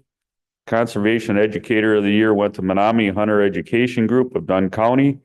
And the WCC's Dave Ladd Delegate of the Year award went to Scott Gunderson from Racine County. 2024 also marked the inaugural presentation of the Youth Delegate of the Year award and recognized based on points earned through a year-round involvement, activity, and leadership. Tommy Burr from Vilas County has been a youth delegate since 2019 and was honored as our first recipient of this award. On Friday, May 9th, the delegates from our 11 districts elected the 25-26 District Leadership Council. I'd like to thank each of the counselors from 24 and 25 that will not be returning this year as counselors and congratulate those who have either elected or re-elected for this upcoming year. This year's District Leadership Council is listed as part of the green sheet for your information. Our 25-26 Executive Committee is as follows: Mike Britton from Barron County and Kevin Shannon from Bayfield County are at-large members. Reed Kibalowski from Manitowoc County is our secretary. Paul Reith from Dane County is our vice chair, and I was honored to be re-elected to serve another term as chair. In closing, I want to thank you for last night's dinner and the hospitality that we were met with. Our District Leadership Council values its relationship with the board, and we look forward to collaborating closely with you this upcoming year on all important natural resource management issues. Thank you again for your continued support. Thank you, Rob. Questions from the board? Comments? Like a very successful, Patty? sounds like a very successful annual meeting. That sounds wonderful. It helps. Robin? I would just say that it was really great to go to the convention and to see you guys in action. It was, I learned a lot. I met a number of folks I hadn't met before. And it's just always great to establish relationships, especially when we have such few opportunities to do that. So thank you for suggesting that it's a good thing for us. I just would reiterate that it was very beneficial personally. Yeah, Very I'll cool. agree with Robin, and thank you for your hospitality, and everyone in your group has been great to learn from and talk to. And the role of the Conservation Congress, I think you carry that passion and commitment as well as the rest of the members. So I enjoyed going to my district meeting and then got to go to the state convention and look forward to many, many more opportunities to win guns. Lucky. Okay, and Rob, congratulations on your reelection as chair and the election of your new leadership team. There's some changes and a lot of familiar faces returning. So we look forward to a good year ahead and continued collaboration on natural resource issues in Wisconsin. You're a valued advisor, and we appreciate that. Well, thank you. Thanks for the work the Congress does. Thank you. Thank you. Okay, move on to item 6B, informational briefing on the 125th anniversary of the Wisconsin State Park System.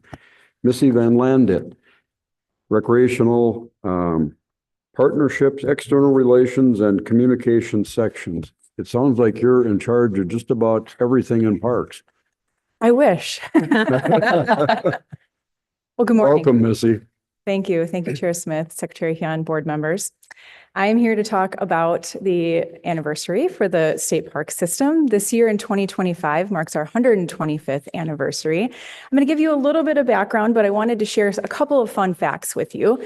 First one being that we hold Interstate Park as our very oldest state park. But news before that was that there actually was a Wisconsin State Park land area that was purchased and then promptly sold before it was opened to the public. So we don't count that as our anniversary. We count Interstate Park with its development in 1900 as our oldest state park, hence our 125th anniversary this year. Another very interesting fact, with the help of John Nolan, we were very early on in one of the very first states or handful of states to do public land protection for the natural resource elements, conservation, and for the public. Our friends out east started to see very affluent individuals start to buy up the coolest parts of their state, and they started to do that land protection. And Wisconsin was in the first handful of states to do that. And we were actually the very first state in 1907, I believe, to actually have a designated state park system in the country.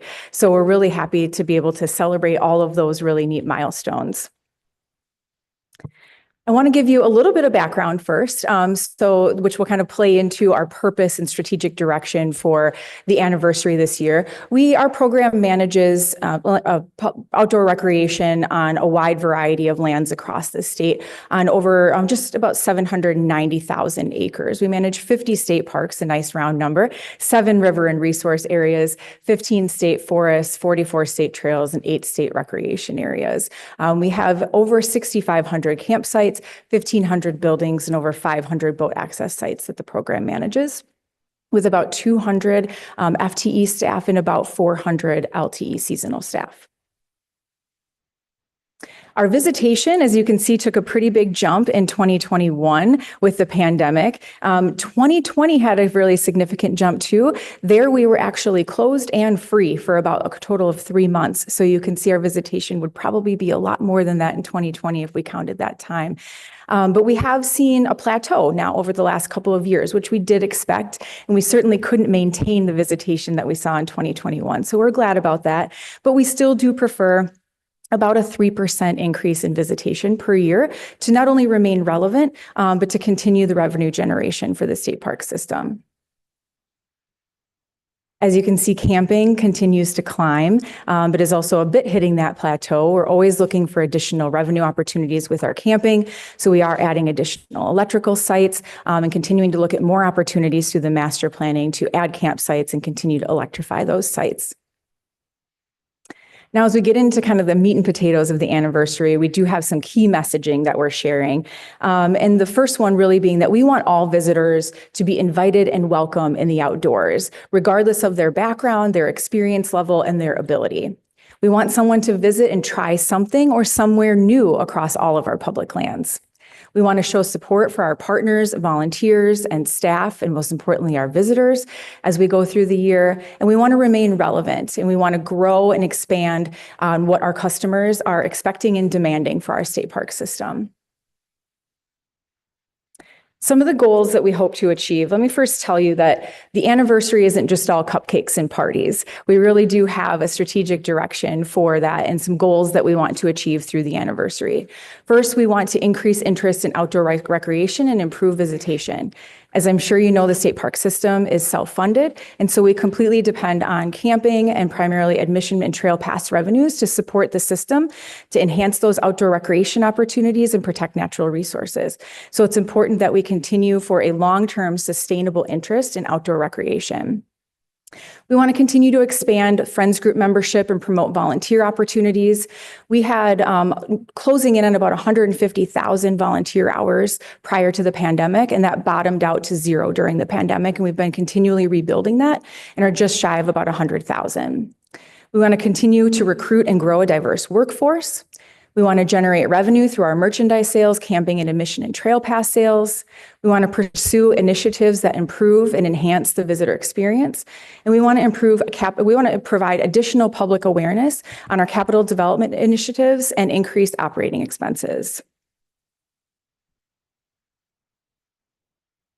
So we kicked off this really in December of 24 when the governor indicated that the Capitol Christmas tree was actually going to be state park themed. And Robin had the pleasure of speaking at that event, which we appreciate. But we officially kicked off the anniversary year on January 1st at Mirror Lake with a winter candlelight and first day hike. And so the governor's office did designate the 2025 as the 125th anniversary of the state park system. And most recently in May, the legislature also proposed an initiative to indicate 2025 as the anniversary year for Wisconsin State Park System. We also launched the 12-month admission pass this year, which has been very successful. We have new merchandise and outreach items that we've launched this year, which are things are flying off the shelves. So if you're interested, please visit many of our properties where we have that. We'll also have it available at State Fair, which we're excited about. And for the first time in over 40 years, we really have a robust merchandise program that's the department is doing in addition to what our friends and partners are doing. And for the first time in 25 years, we have a new adventure journal that'll be coming out in July of this year. So you can make notes on all of the properties that are open to the public across the state within the system and document your adventure. We also have countless themed events and programs, volunteer opportunities, more than we've ever had in the past, and in particularly focusing on new to you opportunities. We have a ton of events and programming. This is just a brief snapshot of what's coming up. We just held Invasive Species Awareness Weekend, a Juneteenth event. We've got State Fair coming up, Universal Recreation Day. It's going to be held September 6th.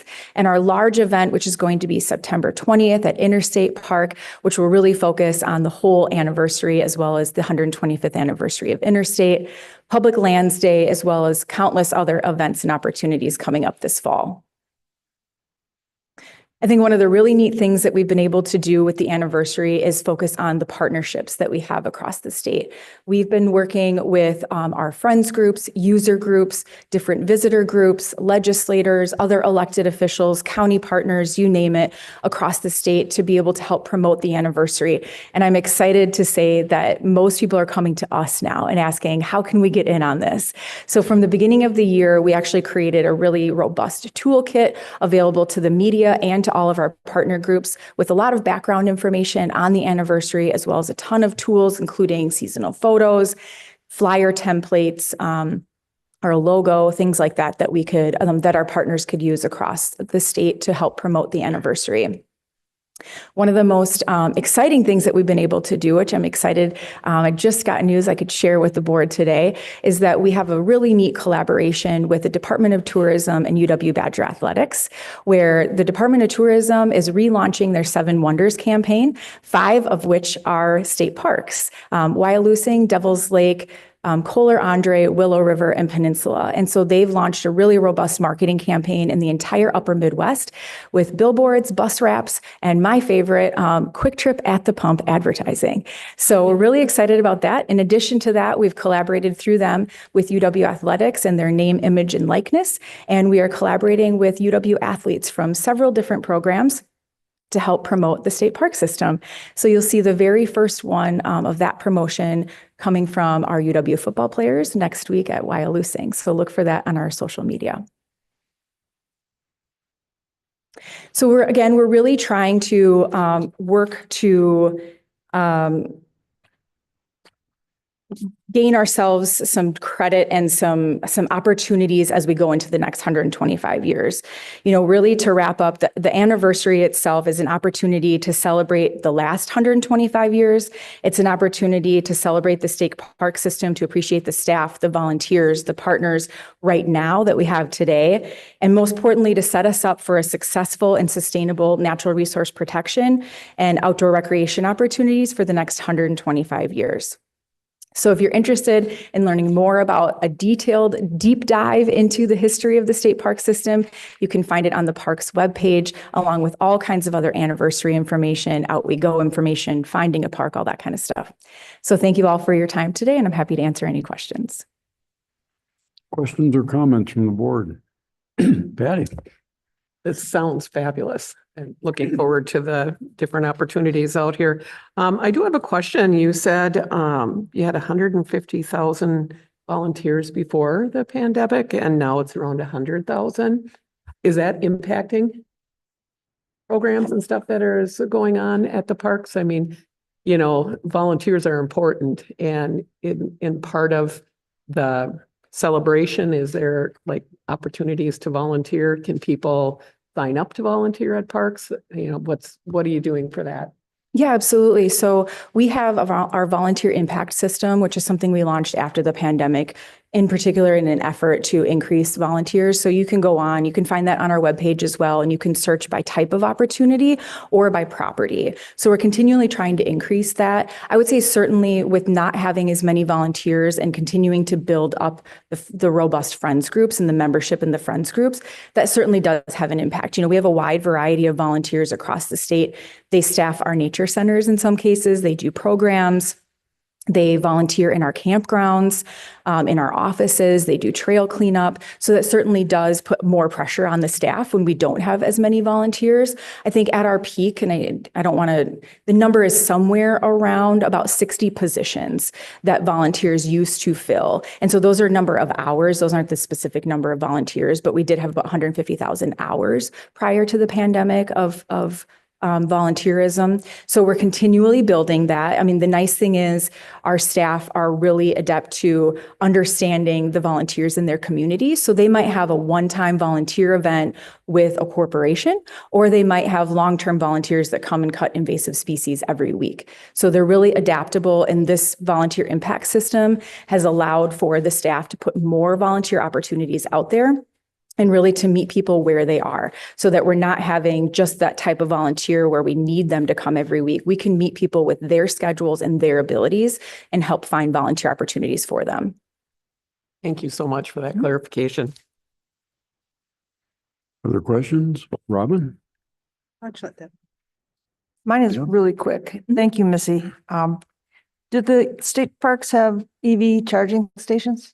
Not yet. Short answer.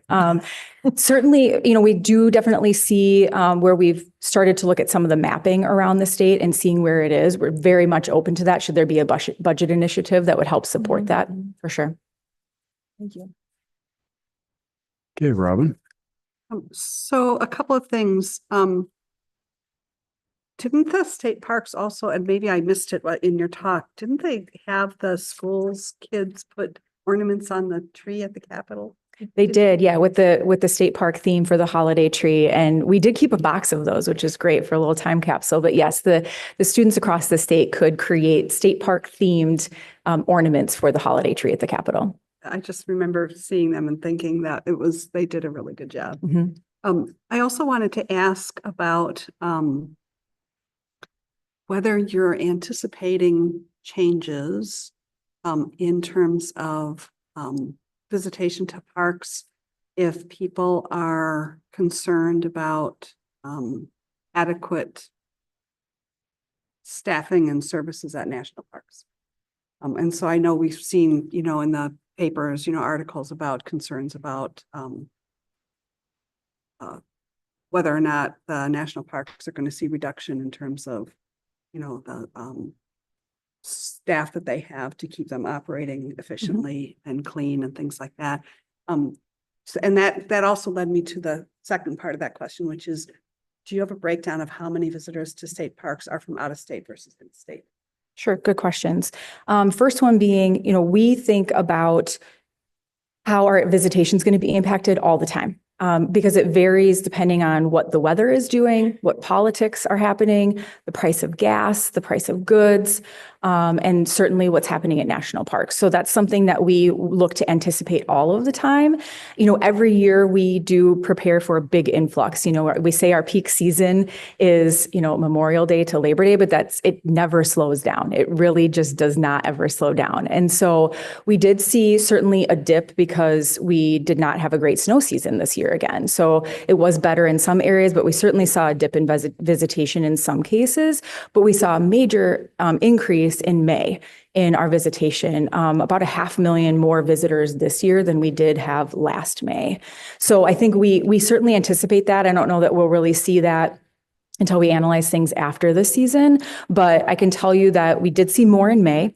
With gas prices and politics and volatility in the world in general, people tend to travel closer to home. That's just more of a natural science element that we know from tourism.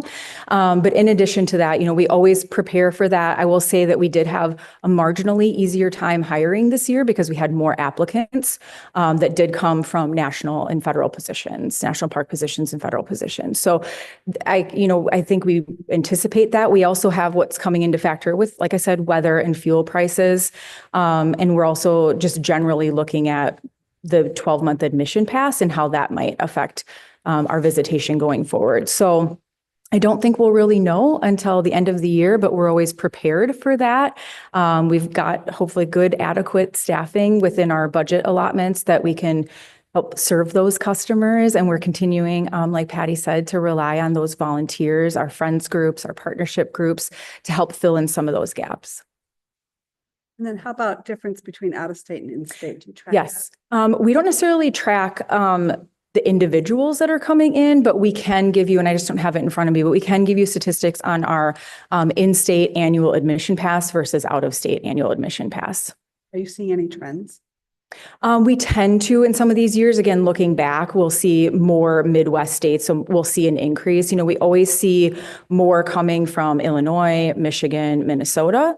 I would anticipate we might see more of that this year. But, you know, like most of our camping, about 80% of our camping reservations are made by in-state individuals. So I was just recently in California and I was thinking to myself, how do we get more people coming to Wisconsin? Because we have such great resources. People come to Wisconsin to recreate. How do we tell them in California and Montana and other places that we have just a great estate as they do and to come and visit? So more, and even so outside of the Midwest. And I think that's where we're really thankful for our tourism partners that are starting to advertise not only in the Midwest, but expanding that to the upper Midwest regions. And then more recently, they've been able, through the Top Chef initiative with Bravo, they've been able to actually advertise nationwide for people to come to Wisconsin. So. Other questions, comments? Thank you, Missy. Very encouraging report and good luck with the rest of the 125th celebration. Great, thank you. Thank you. Item 6Z, 6C, ozone non-attainment issues in southeastern Wisconsin. Gail Good, Air Management Bureau Director, and Andrea Sedlacek, Communications Director. Welcome, Gail. Thank you. Good morning, Chair Smith, Secretary Hyun, and Natural Resources Board members. Thank you so much for having Andy Sedlacek, our Communications Director, and me. Again, I'm Gail Good. I'm the Director for the Air Management Program, to talk about air quality today with you. Last time I presented an air quality informational item was actually in June of 2023. And as you may recall, that was a time when we were experiencing the Canadian wildfire smoke event, one of the worst we've seen and some of the worst air quality we've seen in the Milwaukee area actually at that time. So thank you again for having me.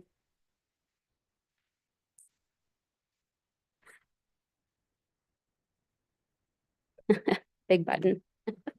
There we go. So today I'll be giving you a look at air quality in Wisconsin with a focus on ozone and particulate matter. And as a reminder, the EPA sets primary standards for 6 criteria pollutants to protect public health and to focus on sensitive individuals like asthmatics, children, and older adults. Wisconsin is currently attaining all air quality standards with the exception of the 2015 Ozone National Ambient Air Quality Standard.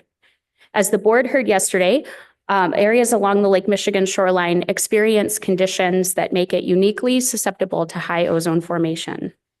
On the slide here, I'm showing you an image of one of our temperature-controlled shelters that houses instrument racks similar to the one you see on the left side of the screen.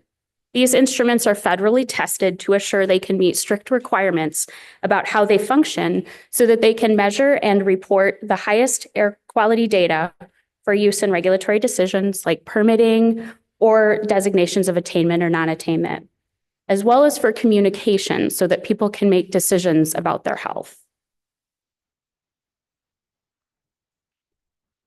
So we operate a statewide network of all of the criteria pollutants I noted on the last slide, as well as some non-criteria pollutants. And on the screen here, you can see all of the locations around the state where we have regulatory monitors or where we work with tribal partners who monitor air pollution.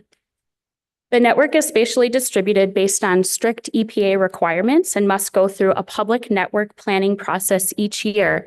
And in fact, we are in the midst of that public process right now with our annual network plan for 2026, due on July 1st of this year. The network plan submittal requires us to take public input, And we often get requests for additional monitors during these input sessions, as well as throughout the year. This network, which is nearly all federally funded, requires about $2.2 million per year to run, and we simply don't have funding to go beyond what is required.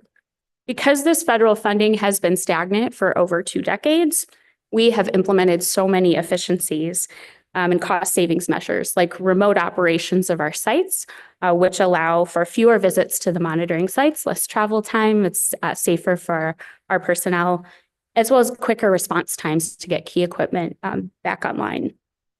And as I noted, this network supports many regulatory decisions that we make in the program. And we consider it a foundation to the air management program and how all the parts of the program must fit and work together. So again, I said I'd focus a little bit on PM 2.5 and ozone. So particulate matter, it's particulates that are suspended in the air. These particles are small enough to be inhaled and can cause serious health effects. PM 2.5 or fine particulate is small enough that it can be inhaled, go directly into the bloodstream, causing a range of health impacts from respiratory issues, cardiovascular issues, cognitive concerns. It has even been linked to cancers. Particulate matter is measured in an annual standard and a 24-hour standard. And in 2024, the EPA revised the annual PM 2.5 standard from 12 micrograms per cubic meter to 9 micrograms per cubic meter. They're currently in the first year of basically a 2-year designations process, during which they may identify parts of the country that are meeting the standard are in attainment, or areas that are not meeting the standard and are in non-attainment. As you may know, the EPA made a national announcement in March of this year regarding their regulatory agenda. And in that announcement, they noted that they would revisit the PM 2.5 standard and are evaluating implementation steps. We're watching that very closely. Despite significant impacts to PM 2.5 values during the 2023 Canadian wildfire smoke event, all PM 2.5 monitors in the state are meeting all EPA PM standards, including the recently revised standard.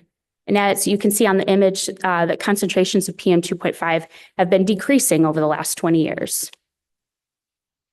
Moving to ozone. Ozone is a gas formed when nitrogen oxides and volatile organic compounds react chemically in the presence of sunlight. And ground level ozone can cause respiratory issues and other health problems. You can see here from the image that ozone concentrations have decreased significantly over the last 20 years. And a downward concentration or downward trend in these concentrations has been realized for many years until more recently, when concentrations leveled off or even crept up a bit. While ozone values have dropped over time, so has the level of the standard.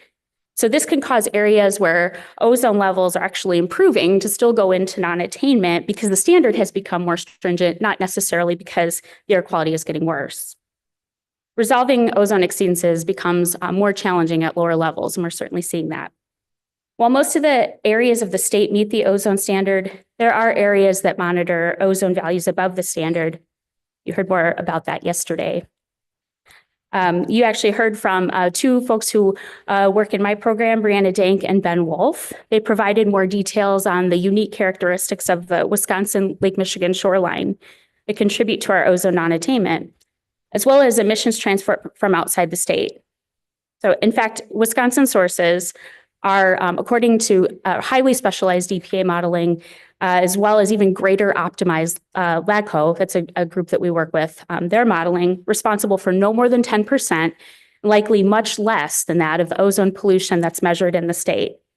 We're heavily impacted by transported pollution from areas to our south due to our unique meteorology and geography, and the fact that air pollution, of course, does not respect state lines. Of the ozone Wisconsin is responsible for, about 40% of that is actually due to mobile sources. So I'm showing you here the non-attainment areas for the 2015 ozone standard. It's important to note that 33% of our state's population lives in these areas and may be subjected to elevated ozone levels during certain times of the year.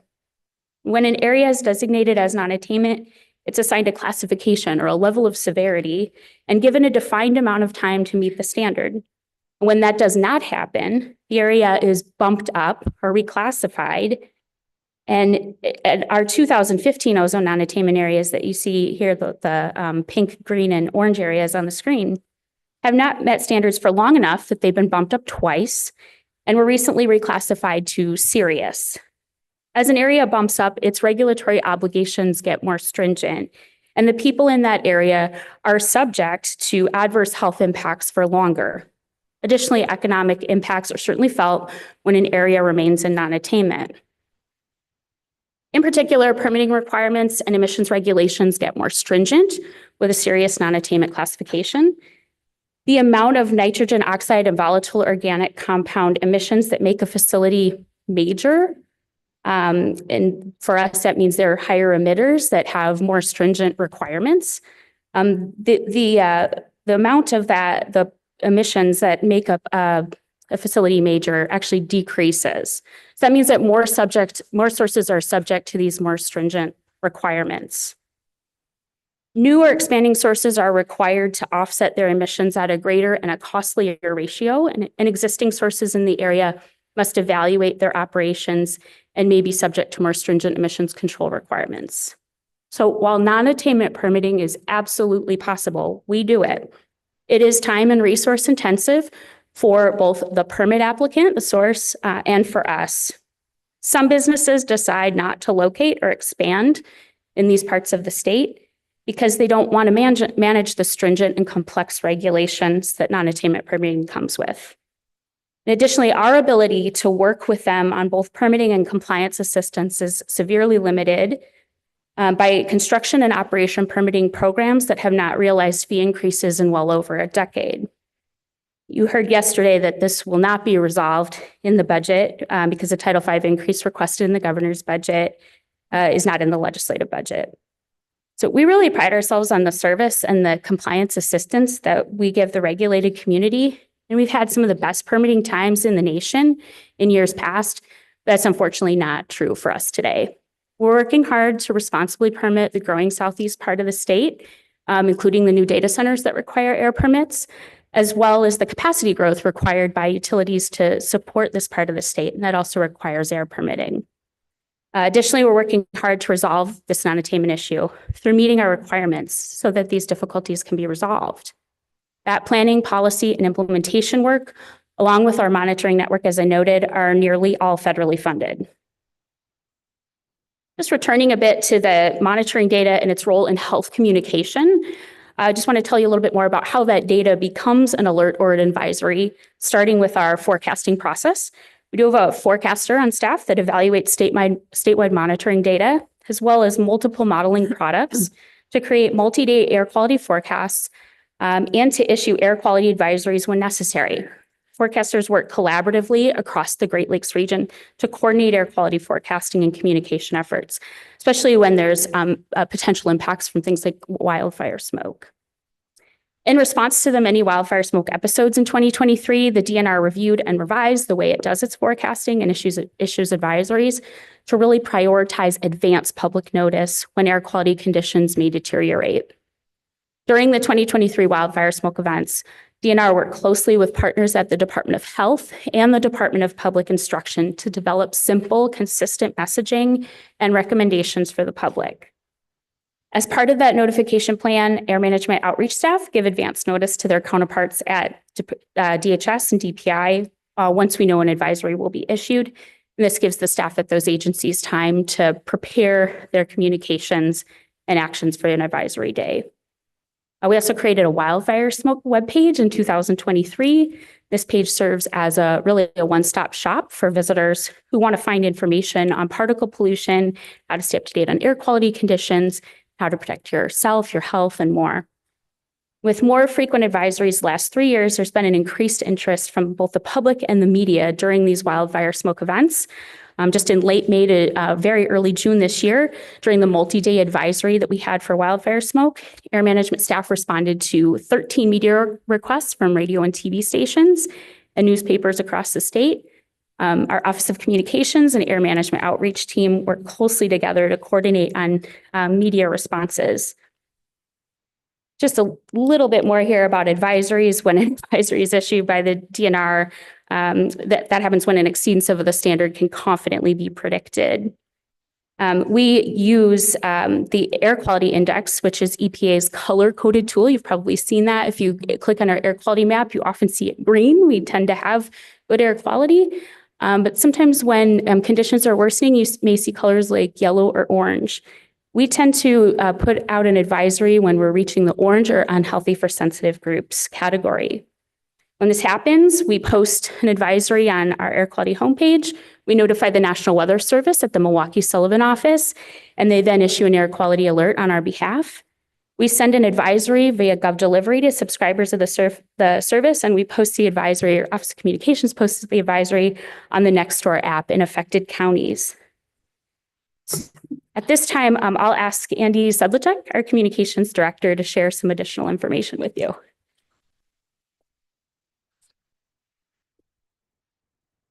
Thank you, Gail. Good afternoon, Chair Smith, Secretary Young, members of the board. I'm Andy Sedlacek, Communications Director for the agency, working out of the Office of Communications. It's nice to see you all again today, and thank you for the opportunity to present to you. As part of this informational item on air quality, I wanted to share with you the ways that we talk to the public about air quality advisories via email and social media. So taking all of the good work that Gail's team does and putting it out there into the world.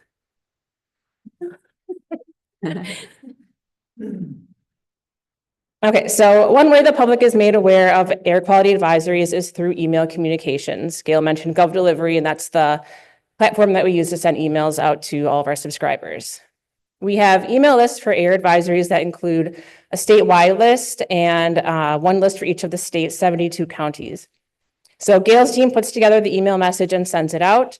And so far in 2025, we've sent 8 of these emails targeted to the counties under the advisory, reaching an average of about 9,600 recipients so far this year. We encourage the public to sign up for these email lists by promoting them on the DNR's homepage, as you can see here, and in social media posts and news releases. We also inform the public of air quality advisories using our social media platforms. From 2015 to 2022, we primarily used Twitter, or now known as X, as our preferred platform. Our primary audience there was the media, so our air quality advisory tweets were retweeted or shared by journalists and meteorologists, reaching a statewide audience and sometimes even national. We had a pretty decent following of members of the public and other government agencies there, and our air quality advisory tweets had an average of 3,641 impressions, meaning that they were seen an average of 3,641 times. But then changes came to Twitter in 2022, and the audience and the algorithm there changed, and we decided to adjust our approach. So with the air quality advisory season in 2023, we moved from Twitter to Nextdoor. Nextdoor is a social media platform based on neighborhoods. So when you sign up for Nextdoor as a regular user, you enter your neighborhood or address, and then you are automatically grouped in with your community. Moving to Nextdoor allowed us to still reach a statewide audience, but also to target our posts to the counties affected by the advisories. This greatly increased our reach, with our average impressions skyrocketing to 69,000 for posts that are on air quality advisories. This is an amazing success because we are not only able to target right to the people who need this information, but it also allows us to reach way more people than we did with Twitter. We also occasionally post air quality advisories on Facebook if they affect the entire state, like we did, here on May 29th this year. So this post generated 73,000 impressions, but the most impressive thing here is that it was shared over 500 times, so often by local health departments and other local government agencies, which I'll talk about in a little bit, more in a little bit.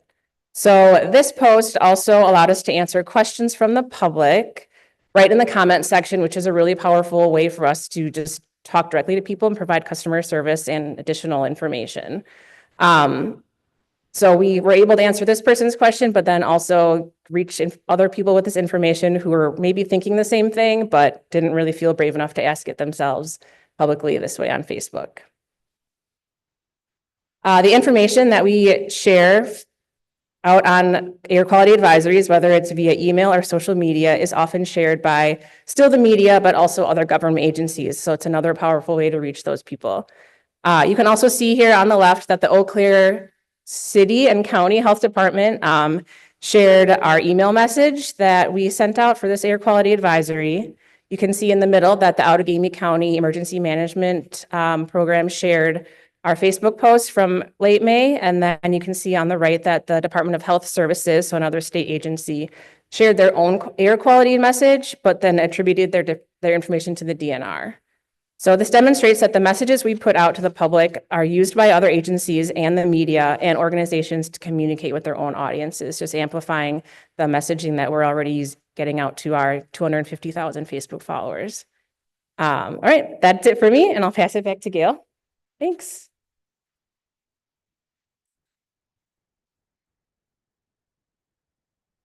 All right, just to finish up here, I wanted to share just a couple of other slides. We talked a lot about all of the advisories that we issue and that we work with the Office of Communications on, enjoy a great partnership with them. These are a couple of kind of fun slides, but they show some trends here. We often get asked about how the current year's number of advisories compares to previous years. So we keep track of that. This figure shows the total number of air quality advisory days for each year since 2007. Just looking at the number of air quality advisory days over time doesn't really paint the full picture of how things like climate change and wildfire smoke have impacted our air quality, leading to changes in advisory counts. So on the next slide here, something that has notably changed in recent years is the issuance of earlier spring PM 2.5 advisories. In the past, wildfire smoke impacted PM advisories were more likely to occur in the late summer or early fall. Smoke impacts have not necessarily lessened in later parts of the year, but additional impacts have certainly been felt earlier in the spring and early summer, with many reports about wildfires happening earlier in the year due to an increasingly early spring thaw.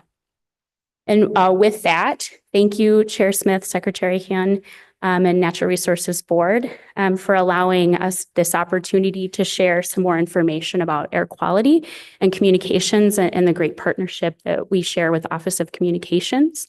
With that, I'm happy to answer any questions.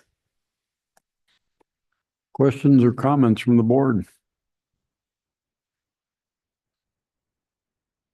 Deb. Thank you. I always find this interesting. Living in Ozaukee County, we've always had air quality issues and coming up from the south. Is there anything you can do as an individual to mitigate it? I mean, does an N95 mask help when these air quality issues are so profound? They certainly can when there's a PM 2.5 advisory. And in fact, some of the information that we provide on our wildfire smoke page does give some options for protecting your health. As far as ozone goes, that's not as known as far as what you can do. You can impact ozone levels, though, and we do provide information on our webpage about things that you can do when we are experiencing higher levels of ozone to not contribute to that as much. Things like, how you make your trips in your vehicle, or, how you may be when you may be doing things around your, like mowing your lawn or using those small engines that can contribute emissions to air quality issues. Thank you. Robin? So first of all, thank you so much for the incredible information that was shared with us earlier and on the tour. It was really eye-opening to understand. It changed my view of how ozone impacts came from areas south of us.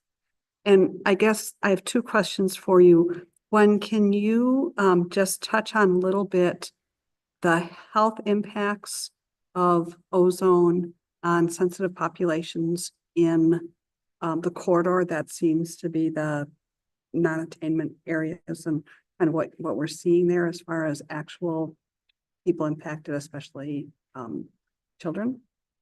So I'll let you answer that. Okay, thank you. Yeah, we do get a lot of access to air quality and health information. So we do know that there are, for example, more instances of emergency room visits in the southeast part of the state due to pollution, things like PM 2.5 and ozone. So, we do understand that is happening. I think that's a really growing body of science, as EPA looks at air quality standards and setting new standards, they do consider health information. And we're seeing more and more that there's a push to really look at how different people may be impacted by health. But again, the standards are set with the best health information that we have to try and protect all individuals, especially those that may be sensitive. So my second question is, I think what I recall is that, clearly we communicate and work with the states adjacent to us. But so you talked a little bit about the impacts, the economic impacts this has for businesses who may be interested in coming into areas which, maybe are new non-attainment areas or have the potential to be new non-attainment area and the cost impacts for them.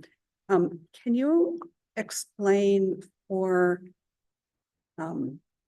areas that are the significant source of our ozone problems, do they have even more stringent requirements so that it can lessen what's coming to our state? Or is it like all non-attainment areas are non-attainment areas regardless of whether or not they cause problems in another?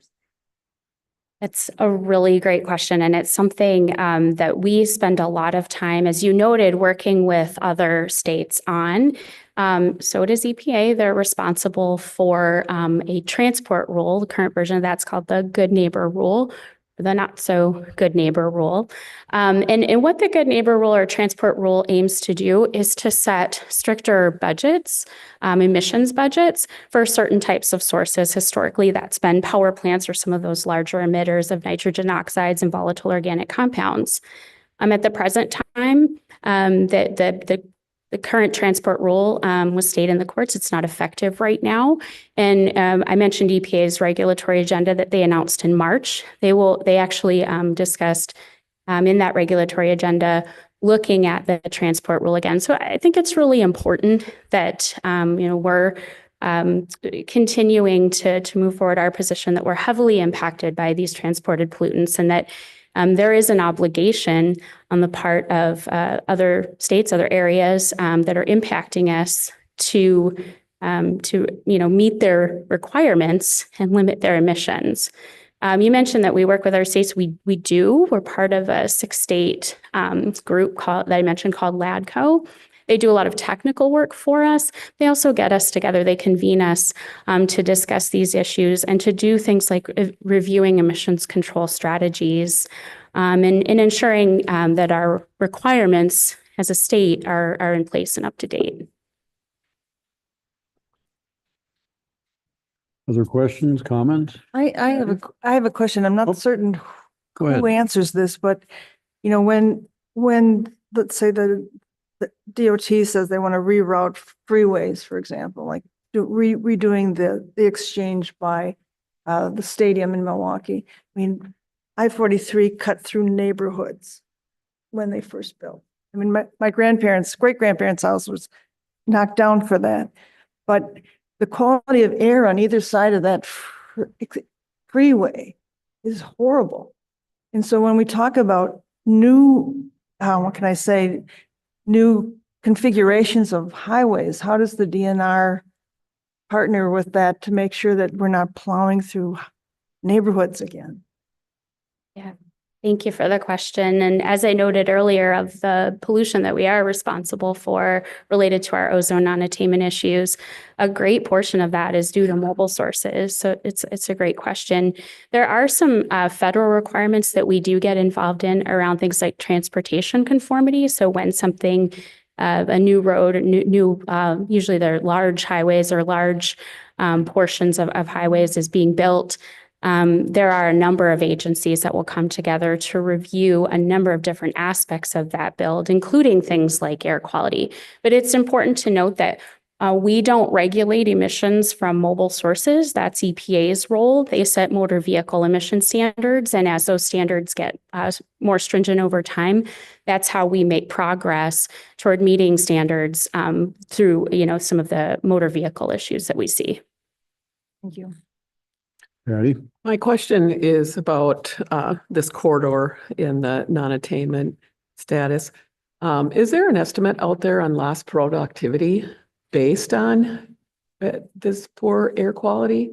Whether, clearly if you're building a factory or building something here, having a healthy workforce is what you're looking for. But if you have the highest number of children with asthma, that's your potential workforce.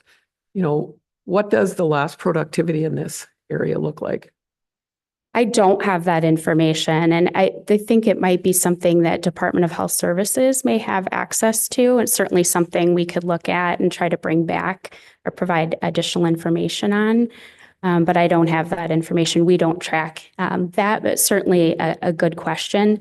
EPA, when they set standards or when they do things like a transport rule, they do look at information like that. Specific to Wisconsin, I'd have to ask, I think, our Department of Health. Thank you. Other questions, comments?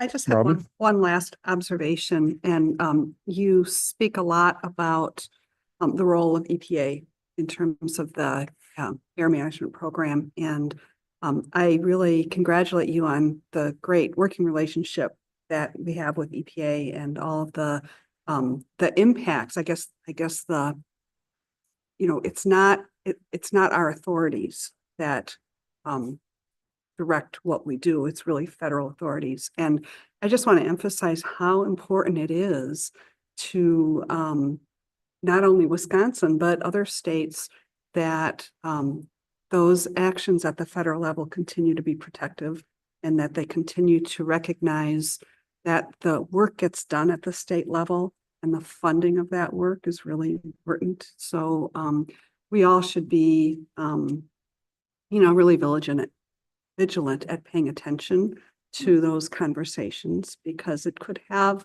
serious impacts on, the people who, live in Wisconsin. So I thank you for your vigilance and for this briefing and hope that there's continues to be a recognition at the federal level of how important the EPA role is in terms of air quality. Thank you. If I could just say you are correct that unlike some of the other regulatory programs at the DNR, the air management program is largely implementing the federal program. We do stay very aware of different things that are happening at the federal level. I mentioned this March 2025 regulatory agenda and how impactful that may be to some of the work that we do. So we're paying very close attention, obviously, to that. Thank you. Other questions, comments? I'd like to just double down a little bit on what Robin raised and some of the other questions from the board. I think they're very important issues. And yesterday, as I mentioned earlier, we had the benefit of spending time with local officials. And this was one of the most serious subjects that they were concerned with, the challenges of trying to maintain a healthy environment, public welfare in their communities, and development and economic growth. And being held back by the non-attainment status that is relatively beyond their control. It's coming at us from out of the state. And the federal role is critical in this. And, the application of appropriate modeling and standards outside the state to make changes that will enable attainment in Wisconsin. So appreciate all the hard work that's being done and the update on the issue. I felt like I had to convey the message we heard yesterday on to you and to everybody else that's listening here. This is a big deal. Thank you for that. We do enjoy, I think, good relationships with a number of public officials who've been really helpful in helping us advance either our understanding or our measurements of air pollution around various parts of the state. We remain really committed to working with them to understand their concerns and continue to advance what is really a health issue through our science work and our regulatory work. Thank you. Thank you, Gail. Any more questions, comments? Thank you very much. Thank you. Next item is, 6D, overview of Wisconsin DNR boating safety program, wake boat briefing, and aquatic invasive species considerations. April Dombrowski, the Bureau Director for Recreational Safety and Outdoor Skills, and Michelle Naud, Lake and River Section Manager. Welcome, Michelle and April. Looks like, Michelle, you're going first. Yes, sir. Good morning, Chairman Smith, Secretary Yoon, and members of the board. As mentioned, my name is Michelle Nault, and I'm the Lakes and Rivers Section Manager in the DNR's Bureau of Water Quality. And both myself and Major Dombrowski appreciate the opportunity to present some information today on wake boats at today's meeting. I will begin today's presentation by providing some information on aquatic invasive species considerations, and then Major Dombrowski will provide an overview of the DNR boating safety program, as well as information on the laws, regulations, and authority applicable to wake boats. Aquatic invasive species, or AIS, and the impacts associated with them are a significant concern in Wisconsin. A wide variety of aquatic invasive species have become established in hundreds of Wisconsin lakes and rivers over the past few decades. The movement of watercrafts, boat trailers, and other recreational equipment between water bodies is recognized as a primary pathway of AIS spread into and across Wisconsin. Residual water in boats, live wells, ballast tanks, and other recreational gear can serve as a potential vector for transporting AIS, especially smaller species such as zebra mussel veligers and spiny water fleas. Wisconsin law currently requires that any person who removes a boat, trailer, or equipment from any inland or outlying water to immediately drain all water, including water in any bilge, ballast tank, bait bucket, live well, or other container. Wrong way. The gain in popularity of wake boats over the past few years has led to concerns about their potential to spread aquatic invasive species amongst water bodies. By nature of their design, wake boats have the capacity to hold large volumes of water within their ballast systems, and some wake boats are also designed in a way which makes complete draining of water difficult. This can result in a potential risk of transporting AIS between water bodies via any residual water that may be present. There have been a limited number of published studies to date which have sought to evaluate the potential risk of transporting specifically zebra mussel veligers via residual water in wake boats, but the specific extent to which wake boats contribute to the overall spread of AIS in Wisconsin is not currently very well understood. Additional information is needed on the number of wake boats operating in Wisconsin, as well as the frequency in which wake boats move between water bodies. This information will allow us to better understand the degree to which wake boats may contribute to the spread compared to other recognized AIS introduction pathways. In addition, there are also various environmental factors which determine whether an AIS that is introduced into a water body actually becomes established within that water body. One example is zebra mussels. Zebra mussels have a minimum calcium threshold that they need within the water in order to build their exterior shells. And many of our northern Wisconsin lakes are unable to support zebra mussels due to this environmental requirement. So overall, this presents a continuum of risk of spreading AIS depending on the specific boat and recreational gear type, within lake characteristics, as well as the specific AIS that are present within the water body. Yeah. Once AIS are established in a water body, there are often limited options available for control. This has led to a heightened degree of awareness and coordinated outreach efforts towards preventing the introduction of AIS. One of the primary education efforts to educate boaters on AIS prevention is through the statewide Clean Boats, Clean Waters, or CBCW program.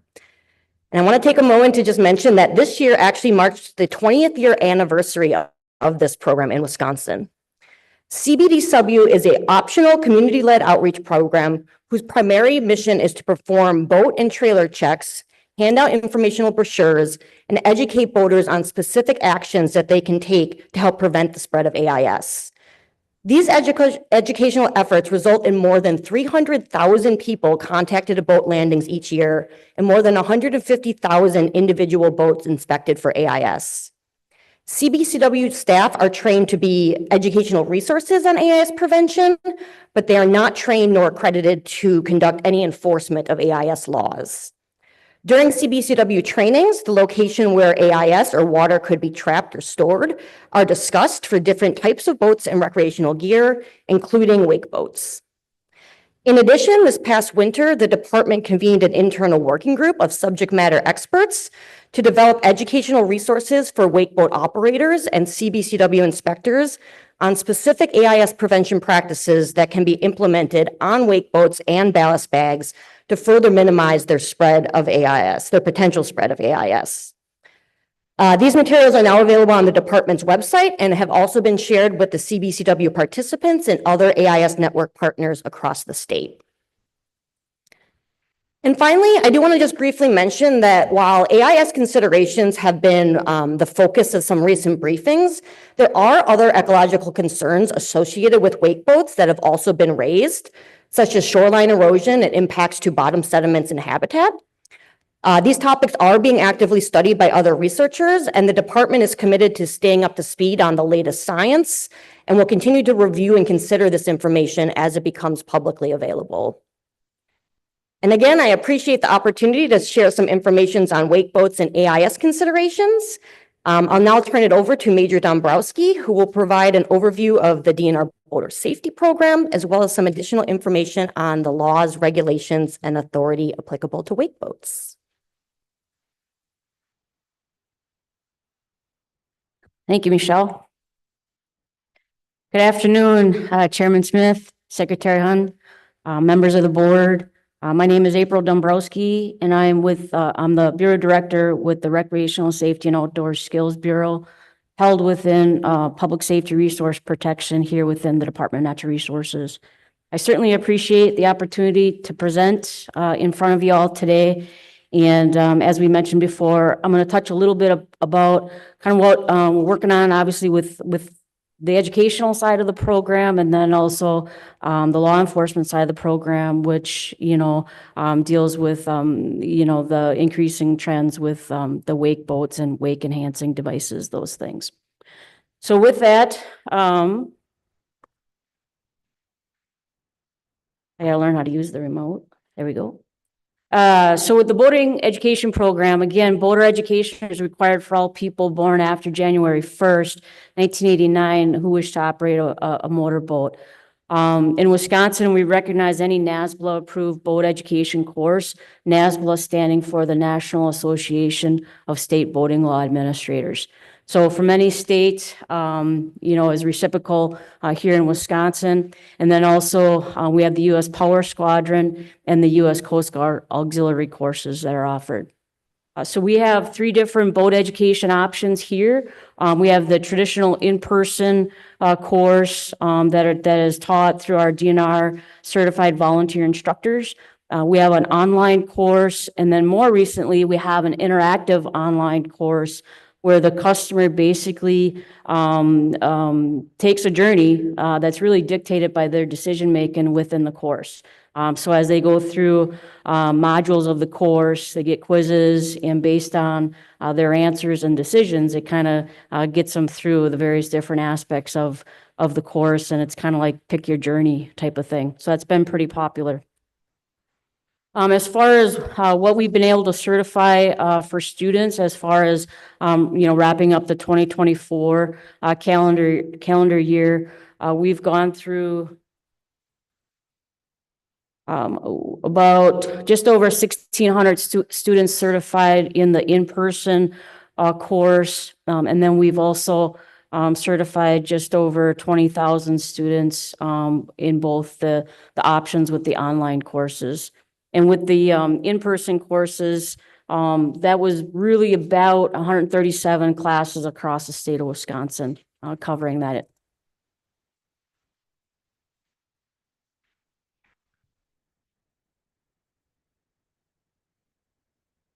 So now I'm here to really just kind of brief the board on some wake boat updates.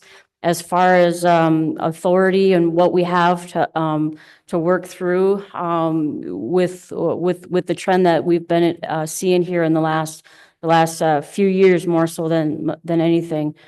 So a couple things reference to enforceability as far as with our conservation wardens. Where does that fall, and what sideboards do we necessarily, I guess, play in within our state statutes? So we have some speed regulations in association with boats, and that's slow no wake speed limits within 100 feet of shoreline, dock, raft, pier, buoyed restricted area on any lake. And then we also have slow no wake speed limits on lakes 50 acres or less. And then with personal watercrafts, we also have regulations, operation within 100 feet of another boat, and then 200 feet from shore of any lake. Moving from speed, we have hazardous wake or wash, and there no person shall operate a motorboat so as to approach or pass another boat in such a manner to create that hazardous wake or wash. And the important part here is you need to have the approaching or the passing of another boat. Moving on to negligent operation. Negligent operation consists of no person operating or use any boat in a careless, negligent, or reckless manner as to endanger that person, life, or property. And this one here, this is a criminal charge. So it's a higher degree of proof that needs to be established. And then also this really really comes in play with anything with a serious injury or a fatality, and maybe, you know, having that intoxication piece of the violation with this too. Is usually intoxication is one aspect of this criminal violation here. And then we also have the aquatic invasive species. Any person who removes a boat from any inland or outlying water shall immediately drain all water, including the water in the ballast tanks. And here, with this, for our law enforcement officers, we need that clear and convincing evidence to really articulate the violation of the transportation of the water. So beyond the state statutes that our conservation wardens enforce, local units of government have a tool and an option to enact local boating ordinances. Again, these are municipalities. They can enact local boating ordinances in the interest of public health, safety, and welfare, including the public's interest in preserving the state's natural resources. And this here, as far as our area of responsibility, is we are required to provide an advisory review in accordance to Chapter 37.7. And this advisory review is really, it's an oversight to look at the consistency being applied with state and federal law, with our public trust doctrine, and then also the Wisconsin Constitution.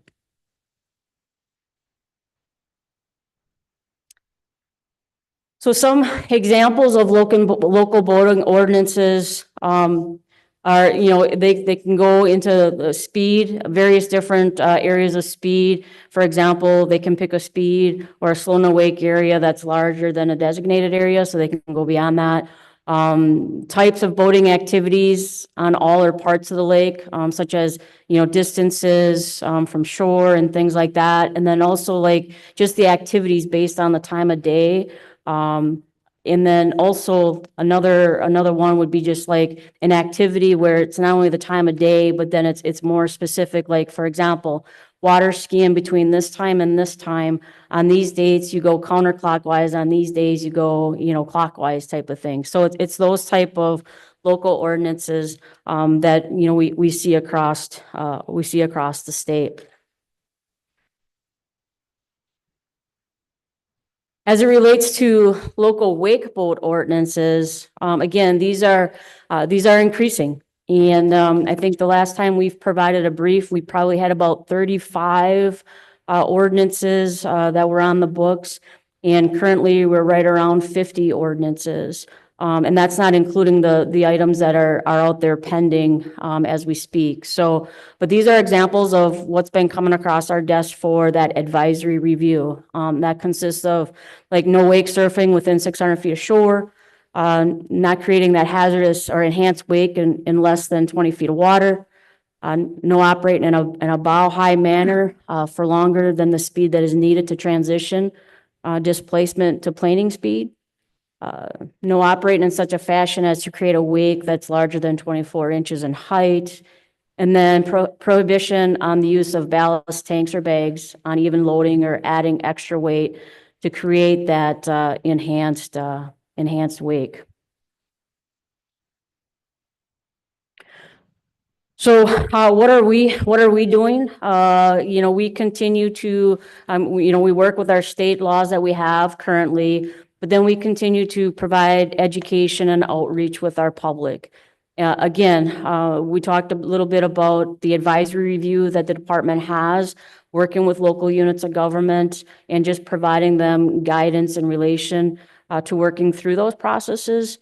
We also have outdoor skills trainers within our boat safety program that when they go to special boat safety venues and events, sometimes on busy weekends at boat landings, they provide boat safety messaging, outreach. We have welcome centers.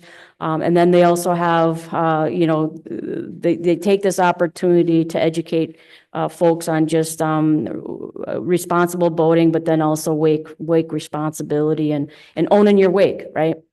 And that goes hand in hand with our public campaigns that we have through our communications efforts throughout the season.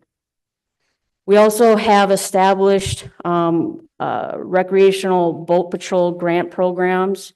Again, that's done at the local level with designated boat patrols. And since about 2021, as we wrapped up 2024, we've provided approximately, about $10 million into this effort for our local boat patrols to assist with those efforts. And again, our local boat patrols, they have the ability to enforce boating violations held within Chapter 30 to include local ordinances. They provide help and resources to search and recovery efforts, and then also just to detect and investigate alleged boating violations. Beyond our boat patrols, we also continue to work with our AIS partners through the Clean Boats, Clean Waters program. So with that, that kind of gives you a high level of kind of like just a brief of wake boats, wake enhancing devices, where our authority lies, where our attention is, and the things that we're currently doing to address and educate the public on this trend. Thank you. Thank you, April. Are there questions from the board? Rachel? This has been before us many times, and maybe this is a super basic question, but how are these boats? I mean, if the law is that this water needs to be drained from every aspect of the boat, from the bait buckets, how are these boats able to not, violate that law every time they leave? And we know that, is it just because you can't see inside the tanks? Right. So there's the enforceability piece, right? And so, if just as with, we can't restrict the boat, right? So we can't say that's a wake boat and therefore we're targeting that and we need to, do whatever to make sure they're not transporting water. But it can't be no different than the fishing boat, coming up the ramp, next to it or whatever. So with any transport water violation as it relates to the AIS rules, we got to have that evidence. And we got to be able to articulate proof that a violation has occurred. Just because we see a wake boat coming off the water, it doesn't give us, it doesn't give us the proof that we need to establish that a violation has actually occurred.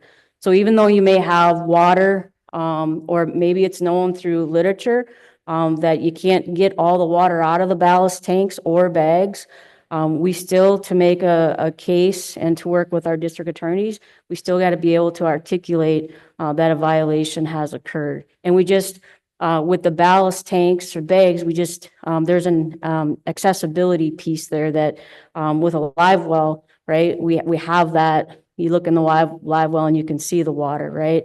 Other violations, obviously, water splashing from the bilge valve, again, the live wells, those type of things. With that ballast tank, it's an enclosed system.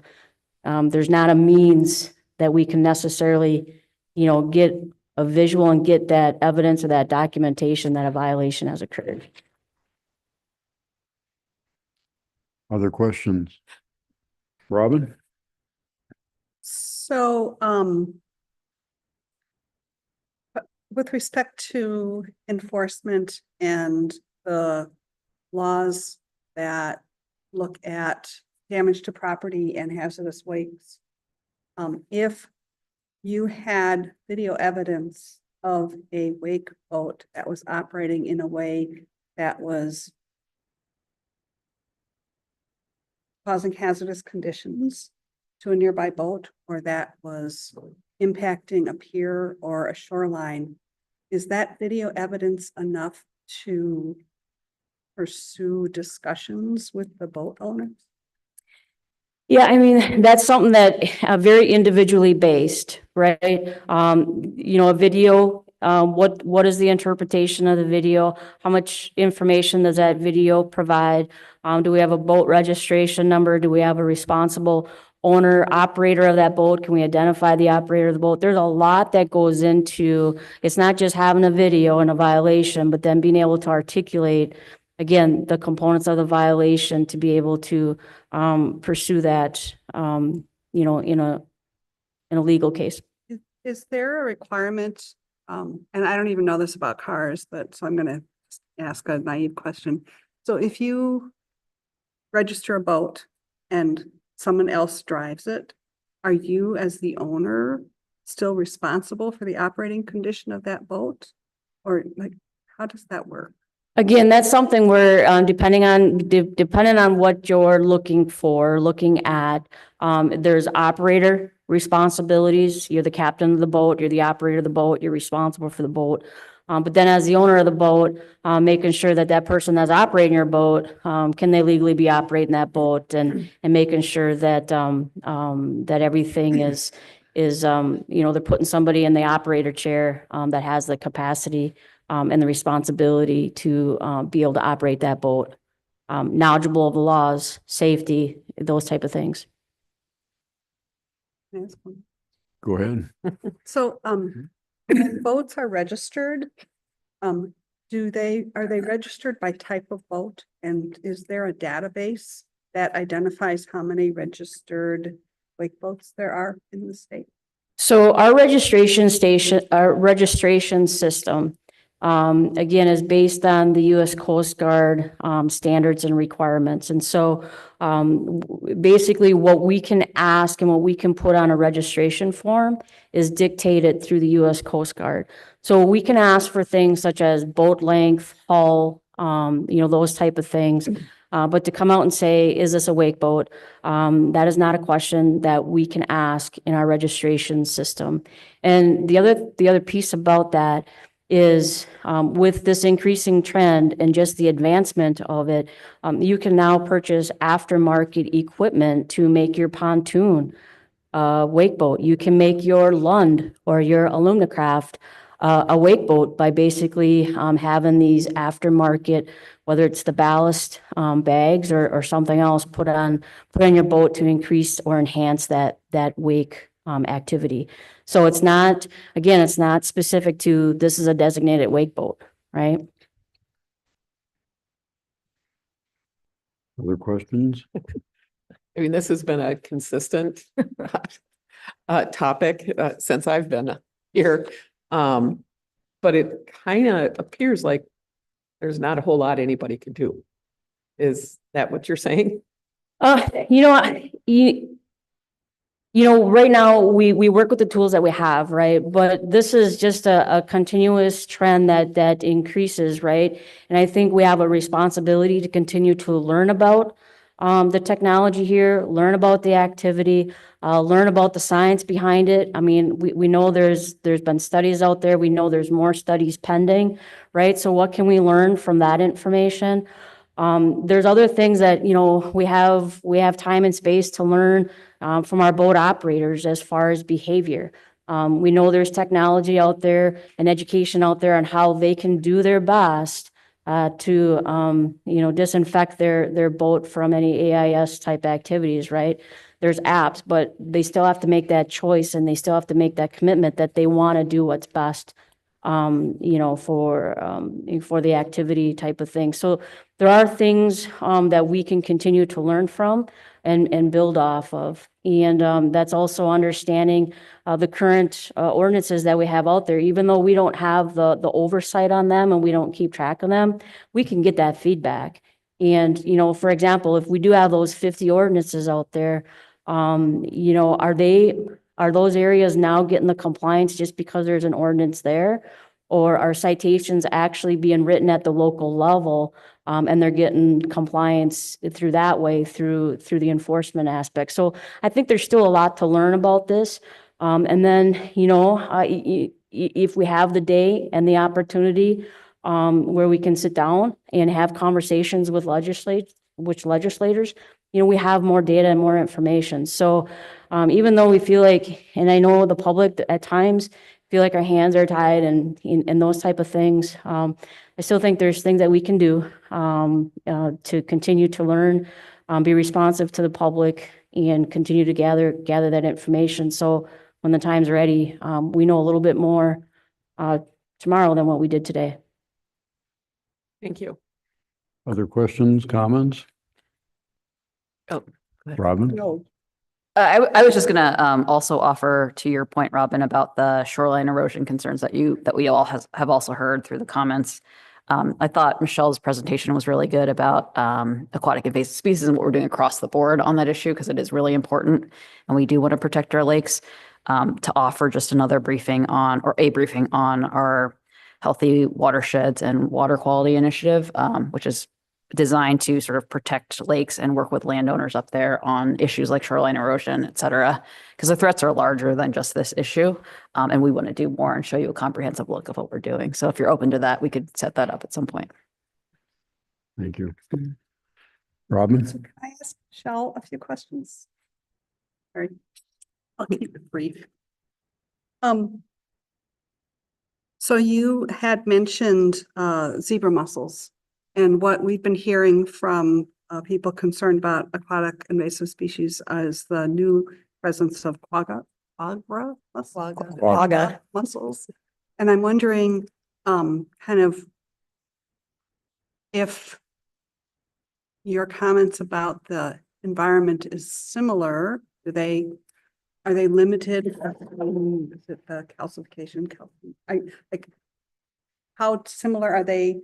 How much of a risk are quagga mussels to our waters in both the southern part of the state, but also the northern part of the state? Sure. So just for a little bit of background, quagga mussels and zebra mussels have been present in the Great Lakes for many decades. Quagga mussels were first found in inland lake in Wisconsin, Lake Geneva this past year. In many aspects, zebra mussels and quagga mussels are very similar. They're both filter feeders. They both do have very similar calcium requirements to build those exterior shells. And also some of the commonly implemented AIS prevention techniques, such as hot water or a bleach solution, also are equally as effective on quagga mussels as they are on zebra mussels. One of the main differences with quaggas versus zebras is zebra mussels have to attach to a hard structure of some sort, where quagga mussels don't have that requirement, so they can grow a little deeper in lakes, and they're also not as restricted to needing to attach to either rocks or trees or plant matter. So they kind of have a little bit of a different habitat requirement, but overall they're pretty similar. And then I'll keep it to one last question. So I understand that there's been a number of studies that have mostly been done in other states. And there's this expectation that we need more research. So my question to you is, how important is it that the research be done on Wisconsin lakes? So all the work that's being done in Minnesota, can that be translated to Wisconsin? Or do you feel like we actually have to have research on Wisconsin lakes in order to help move this issue forward? Sure. Another really great question. And yes, a lot of the research is coming out of the University of Minnesota, St. Anthony Falls right now. You know, I would suspect that many of the lakes in Minnesota are pretty representative of our lakes here in Wisconsin. So I do think at least some aspects of that research could be applicable to our lakes here. I would be a little bit wary about using any of the research coming from some of the western US states, just because a lot of those lakes and those reservoirs are much, much different than the water bodies we have here in Wisconsin. And some of the prevention techniques, even that they have out west, they've experimented with this sort of a filter that will help, you know, catch these veligers so they won't be uptaken into the ballast tanks. Those sort of products just probably won't work in our Wisconsin lakes because they're so much more productive. We have a lot more nutrients, a lot more, you know, physical matter in the water that these filters would just get clogged up. Or in these very low nutrient lakes out in the western US, they seem to be maybe another prevention technique that could work. I lied. Okay. So can you just explain who enforces the public trust doctrine, and does the public trust doctrine cover lake beds? And if that's not within your realm, that's fine, but I'm just wanting to make sure that my understanding is accurate. I guess I just, if you could explain that. Yeah, so again, my understanding is that, you know, with the public trust doctrine, the water and in most cases, the lake bottoms are included in part of that public trust.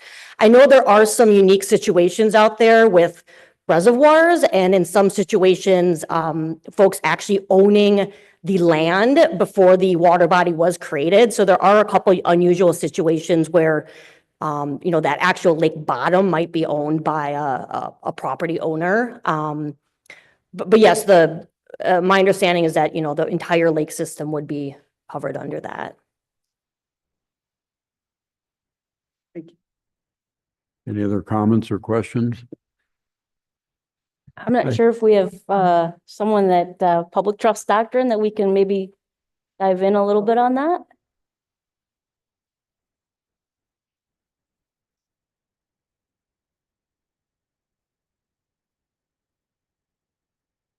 I guess I would just add that Diane Milligan, Bureau of Legal Services, Wisconsin, the DNR is responsible for enforcing the public trust doctrine, in different parts of our agency enforce it in different ways. So I think it's a really broad question. I think these two can talk best about the elements that their programs deal with, but it is much bigger. Okay, thank you. I have a couple of questions. But before I get going on that, I'm just in a broad statement to kind of set the context. Over the last several months, years now, this board has had a steady stream of public input on this issue, and it's growing more urgent, broader, and deeper with each subsequent meeting. The only reason this one is quiet is because we have an informational briefing and people can't appear under open forum when we've got informational items on the agenda. But for the record, we've received our usual load of written comments that have come in that are very consistent with what we've heard over the last several months and going on years now. And I have some questions I want to ask about that, but now that Robin is done with her list, I'm going to ask her to keep me in check. So that I'm not, you know, using up too much time and getting off schedule here. But I do have a couple of questions to kind of augment what the other board members have raised. One of them is, what's our relationship with industry? Everybody seems frustrated that there isn't progress on looking for solutions. It's clear we have very limited statutory authority to do some of the things that the public continues to expect from the department and ask from the department. And we can't swing a magic wand and create statutes out of the air. But what effort is there to work with industry under our existing authorities, and are they part of the discussion? April, you mentioned you have a wake boat working group or a team or a committee or something. is there interaction with industry going on where they can recognize that the state law with invasive species is clear? The department has authority. They're manufacturing equipment that makes it very difficult to verify that they're complying with state law on invasive species. Is there anything going on that would encourage them to change their design of these boats, tanks, and equipment to enable lawful operation? I think that's a really good question. And I know previously we had a boating law administrator, and this is where this lives as far as the subject matter expert. Our boating law administrator retired about a month ago. So right now what we're utilizing is a team approach to make sure that we continue to be responsive to the public. But that boating law administrator position holds a key position because that is our connection through to NASBLA and to the other boating law administrators across the nation. So this isn't just a Wisconsin problem, right? But there's those communications that are taking place amongst boating law administrators, amongst meetings that we have with the U.S. Coast Guard and through our NASBLA organization. And what I do know is that they're also working towards solution-based because they know, obviously, they want folks to buy their boats, right? And to be compliant with that and to work with the states. And so I know, I think I mentioned before about an app that people can utilize to help encourage and walk them through the decontamination process or, those type of things to clean their tanks. And so that was, my understanding is that was led by the industry to kind of help bridge that. Also with technology on how to basically, how do you develop where you can have better access to those ballast tanks and bags and those type of things. So I don't know, I'm not the expert as far as what the day-to-day conversations are with the industry, but I definitely know that there's somebody at the table that we have to have, and we have to learn from them and work with them, and obviously with the other states collectively. These are our concerns and how can we work collaboratively on the issues. Do you feel like there's a sense of progress in this approach? In my short amount of time with really kind of focusing on what's the industry piece of it, I believe there is, but that really just is going to take more work and effort and time. Another question I have relative to the local ordinances. People have gotten initially asked for state action to deal with this. Lacking that, several of them have gone the local ordinance route. And I'm just curious of your perspective and what you're hearing from field wardens as to the effectiveness of those ordinances. I haven't received feedback directly from our field wardens as it relates to the ordinances or the effectiveness. Are you just referring to the wake boat related ordinances or all ordinances in general? Mm-hmm. So anyways, I haven't I don't have direct feedback from that, but I do know with obviously that's one thing we have to take into consideration for our agency is just the capacity to be able to enforce local ordinances. There's obviously concerns there, or challenges there with staffing levels, with funding, and then obviously the capacity to not only enforce state statute, but in the summer season when the boats are running, we also have off-highway vehicles running. We have, fishing game activities, we have sport fishing, commercial fishing. We have all these other aspects that we have responsibilities to. So to look at, what can we do with local ordinances, it would be pretty significant and of substantial workload, not to mention, ordinances have been on the books all through my career, right? And they probably only ever increased. And just looking at, I think there's some numbers coming, for example, just out of like Waukesha County, where you have an urban county, you have a lot of recreational boating, you have opportunity for it. You're looking at approximately like 700 ordinances just in relation to Waukesha County. Now you times that by the counties that we have, 72 counties, all the different townships, local municipalities, the lakes. That's and then the various different ordinances that they have and the nuances that they have with those ordinances. And then the other part of that, a challenge that we could have is it a legal ordinance?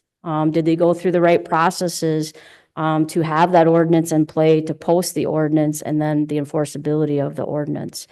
So there are challenges with that that really kind of holds us at bay with, state statute versus now jumping into the various different local ordinances, whether it's boating, whether it's, off-highway vehicles, those type of things. Yeah, I'm not suggesting that we go in and try and apply state authority at that level. I understand the limitations legally, logistically to that, but it was more to our role of ordinance oversight and review and just the interaction with, the interaction with local governments on these ordinances. The board has gotten feedback from some that say they are helping us a lot in that they've communicated community values. And most people want to comply with that. And they are willingly complying with these ordinances. But we all know there are going to be instances where people are not going to comply and it's going to come into more of a legal interaction. So, your comments earlier on the role of the department with these local ordinances in terms of providing money available for boat patrol, training in some cases, at sort of an oversight role, but not at a role of direct authority. People are looking for more of that as much as we can offer. And I'm just curious if you feel like we can do an adequate support of this, or if there's other ways that we could reach out and help local government achieve what they need to do in their communities. Yeah, I guess I don't have a personal opinion on it. Just knowing that we'll continue to do our part to be, a resource, to continue to be responsive, and those type of things, I guess. Okay. We could go on for a long time. Let's see.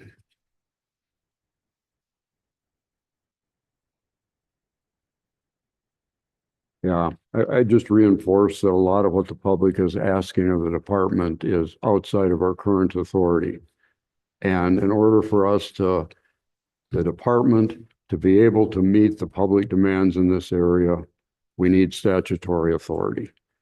And lacking that, we're just kind of working around the outside of this issue on some elements where we do have direct authority if the circumstances warrant. But a lot of the stuff on depth and distance from shore and, all the other stuff is going to require statutory authority if that's what the public wants us to do.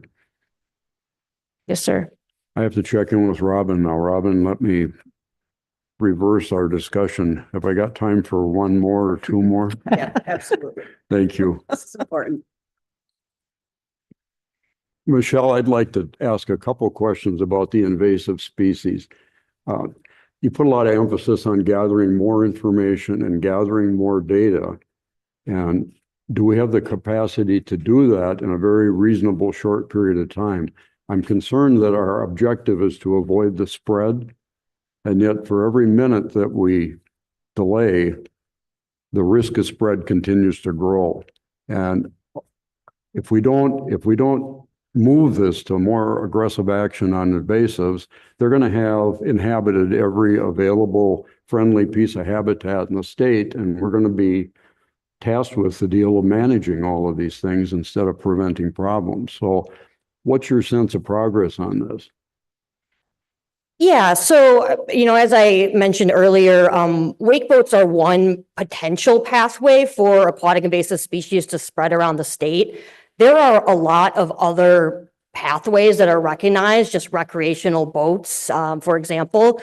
So I think with the research question, there's probably enough evidence out there to say, yes, they can contribute to invasive species spread, but that same research also says that an outboard motor can contribute to invasive species spread, a stern drive motor can contribute to invasive species spread. So I think it's more of, what level of quote risk are we comfortable with? In addition, there are technologies out there that can provide actual decontamination of these wake boats. but they don't come as a small cost. I think these units cost anywhere between $35,000 to $50,000. And so implementing something like that across the landscape would require a high level of financial investment and staffing investment. Again, it's, I think, difficult from that enforcement standpoint to get that empirical evidence that they need to, write citations. So I think the research that I was referring to was more related to some of those other ecological concerns about the downward bottom wash and the shoreline erosion and just the energy and speed that these waves can move.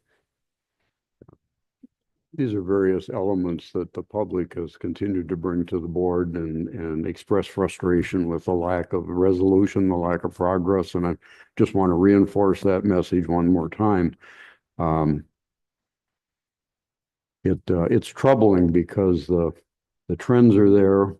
There are holes in the authority and the ability to respond to these bigger, more powerful boats that impact communities and recreation and the lakes and rivers of the state in a different way than other watercraft, and yet we seem to have an inadequate system to manage that. And it's a very difficult thing. With the invasives, what I hear is we need to collect more information, we need more data, and it draws this thing out to the point of are we going to be unable? We've got local governments that are frustrated with the lack of action on the state, and I know invasives management is an issue in them putting together these local ordinances. Is one of the things that is, kind of less talked about. They talk about, whether they allow operation or not, certain parts of the lake, certain depths. But the idea of trying to prevent invasives is a very important one to local governments. And the only way they can do that is by banning operation in their ordinances. And that it's not a real constructive way to try and manage it. There's a lot of people involved in this. I just would send a message out to everybody. I would hope that the people that are involved in this on both sides of the issue, the wakeboat operators, the communities that are having difficulties, if they could get together, there seems to be middle ground in this if people would be willing to look for solutions. And I don't see a lot of that happening right now. People seem to be standing off, protecting their turf, and they're unable to make any progress. I look for you as experts in the middle of this to try and help move things forward. Yeah, and I'll just say from the AIS side, we're doing what we can to prevent AIS the best that we can. We have our Clean Boats, Clean Waters program. There is grant funding available for communities that do want to, hire on inspectors. We also have an AIS prevention grant program where if groups do want to go and look into, a hot water decon unit or additional signage, perhaps putting some of that informational messaging that we've developed for wake boats right at the boat launch. There are opportunities there to help kind of support those efforts.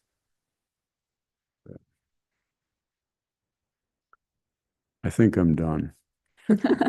with one concluding statement. The message about public trust doctrine and the role of the department is critical in terms of protecting our resources in a broad sense. And the public sees this as a point where we're not fulfilling that responsibility and that mandate. The department, the board, and a lot of our conservation partners. And I'm troubled by that. And I don't see a clear path through this. And it would sure be helpful if we could be more aggressive in looking for solutions all the way around. Because I'm convinced there's damage occurring out there every day, and we hear anecdotal stories that are heartrending, and we're unable to help them. Yeah, it's a complicated and sometimes very frustrating situation, and I think, as was mentioned earlier, legislative action is a potential pathway here, and I know it's been tried in the past and it hasn't been successful. So perhaps, again, continuing to have those conversations. I know they're happening, especially in the Northwoods right now. There's a lot of conversations ongoing. So perhaps there'll be some additional progress here in the near future. I do have one last question for April, just a more of an administrative one. Darren Kuhn had been very active in dealing with this issue for you. Darren's retired. You've got a vacancy. Who should the public look to as a primary point of contact on this stuff?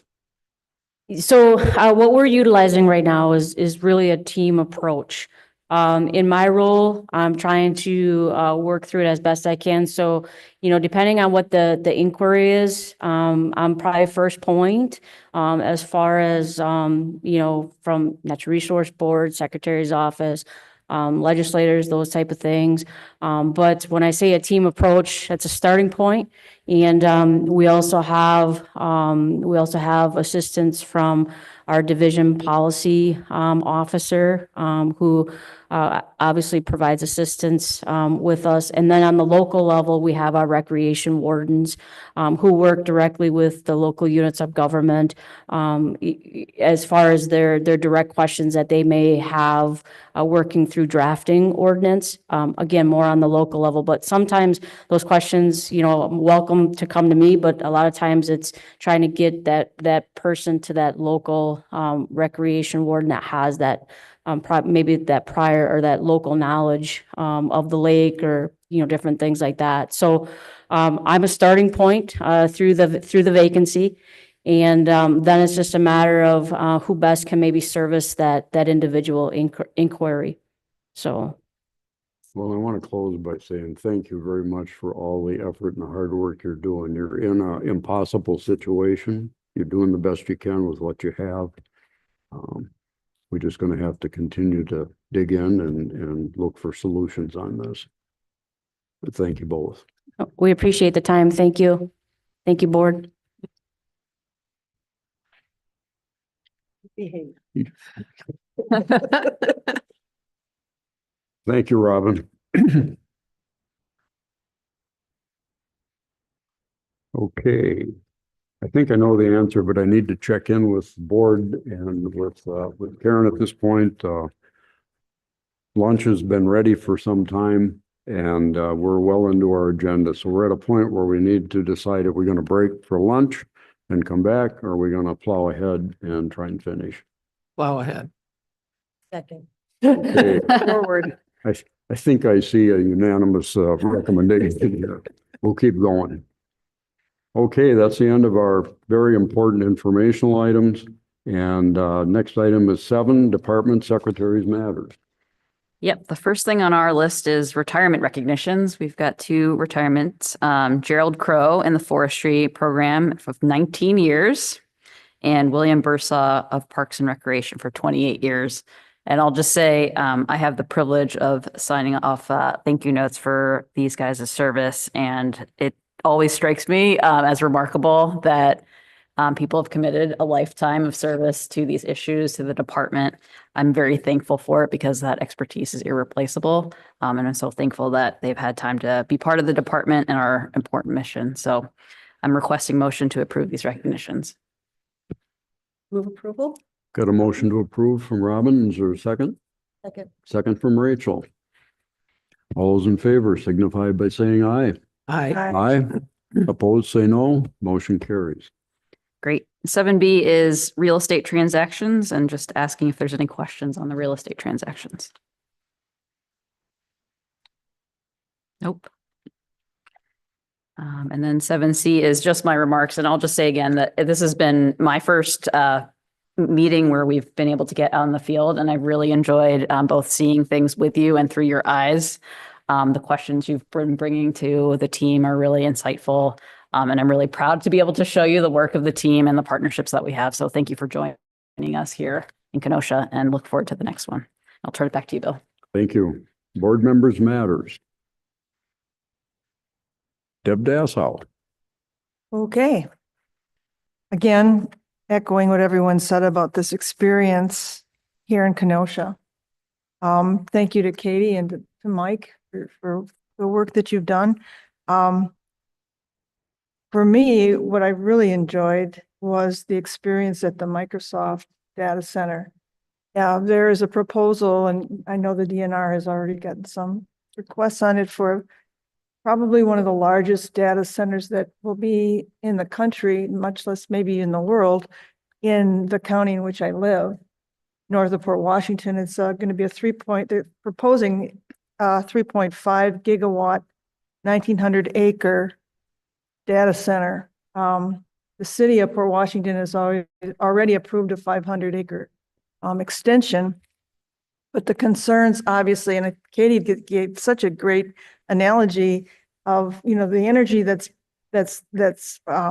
exists in these data centers is like someone's running all the time versus a normal situation where people are using energy. So the triangle of this particular property would go from I-43 into this little street called Dixie Road, and then border the interurban trail, which is a biking, running, walking trail.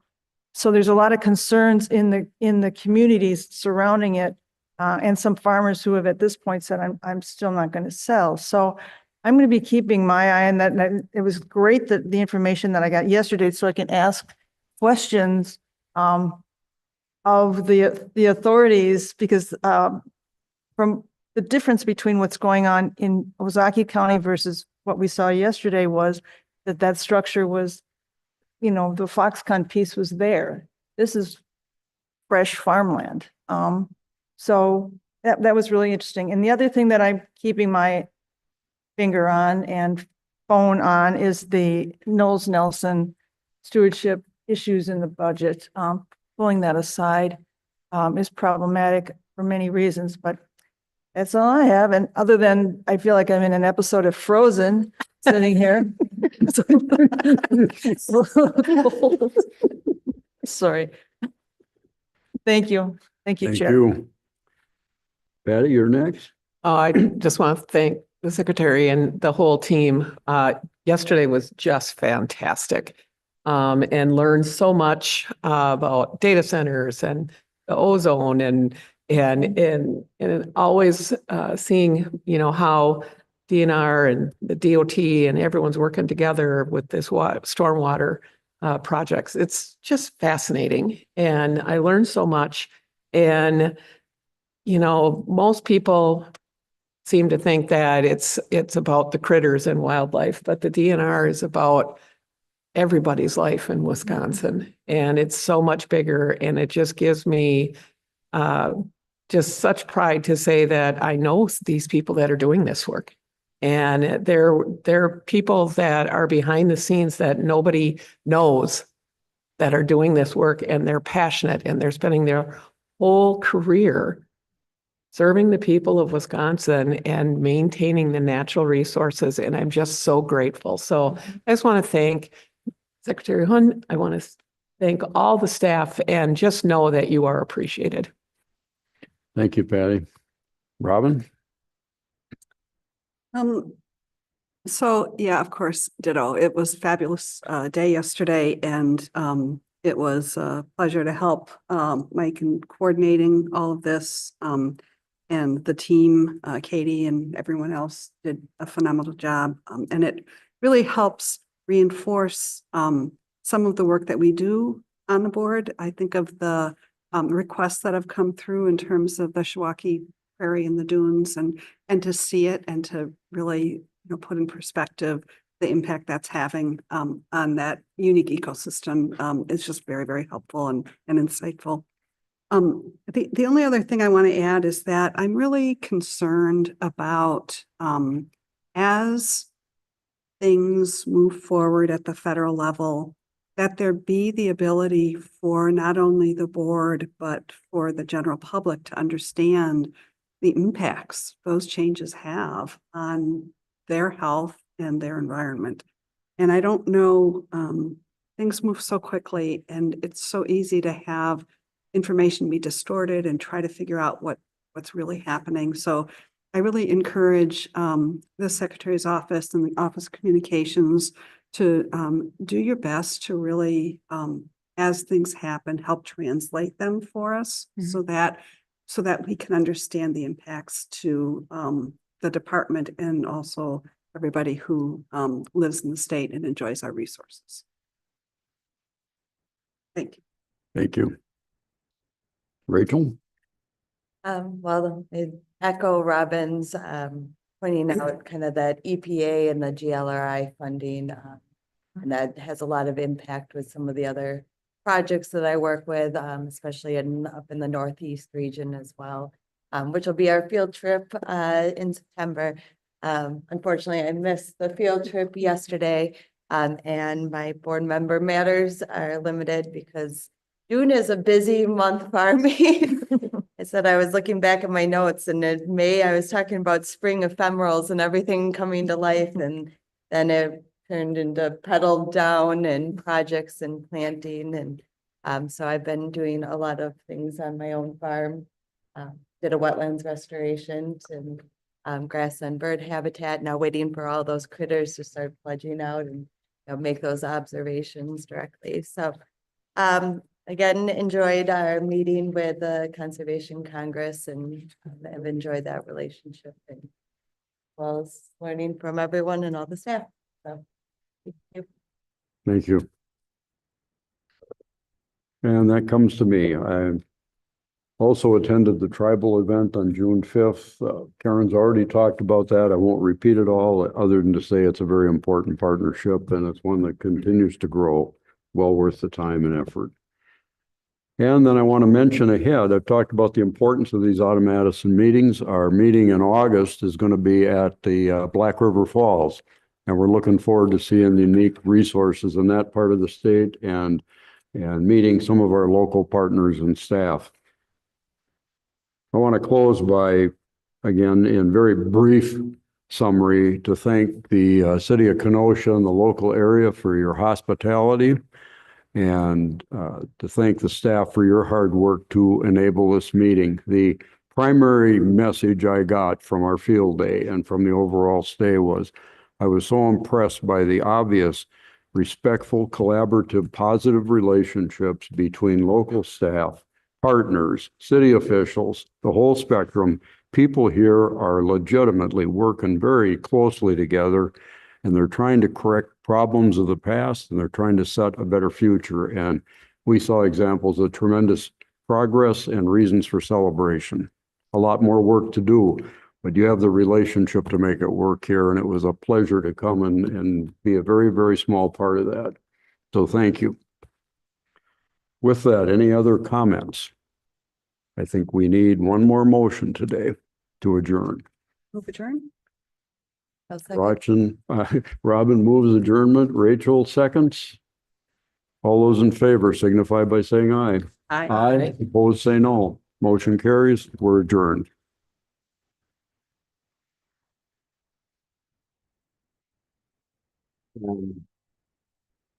Remind everybody there's food there somewhere for us. Was a friend of mine. Okay. Her husband had a- Thanks, Ashley. In the Minocqua area. So they get to see a resort on that lake. In August, already, wait, there's no, we don't meet in July. So the next month is, yes, I have a golf tournament on Monday, and then I gotta come down. It's only 2 hours drive, so I can. Yeah, it's not a big deal. Yeah. On Tuesday. That's what I was saying last night. That's where I live in East Central-ish. Yeah. Every kid is a 3 hour. Like now she does a lot of meetings for special ed Yeah, families. yeah. She said, you know, Get to the northwest. she's very aggressive. So I'm gonna give her April's number, don't you think? Versus, yeah, one of those extremes. Yeah, so it's 5 hours per. Yeah, no, it's fine. It's true. I think Yeah, right. we should have a group of our elected officials like there is. I mean, we keep saying, all right, so you're gonna have to either. It's great to see you. And I am probably gonna go home. For kids have activities. Thank you very much. Your leadership, I like really appreciate. Satellites that people out there that are. Questions and that you characterize. Yeah, that's often how it gets done, isn't it? Yes. But at the same time, this is a huge opportunity to use this to get us a protocol, but to be able to communicate a lot of that. And I don't know if anybody listens or not. Usually the media. It all helps. Oh, totally. Well, and I can see a lot of, in particular, I don't know for big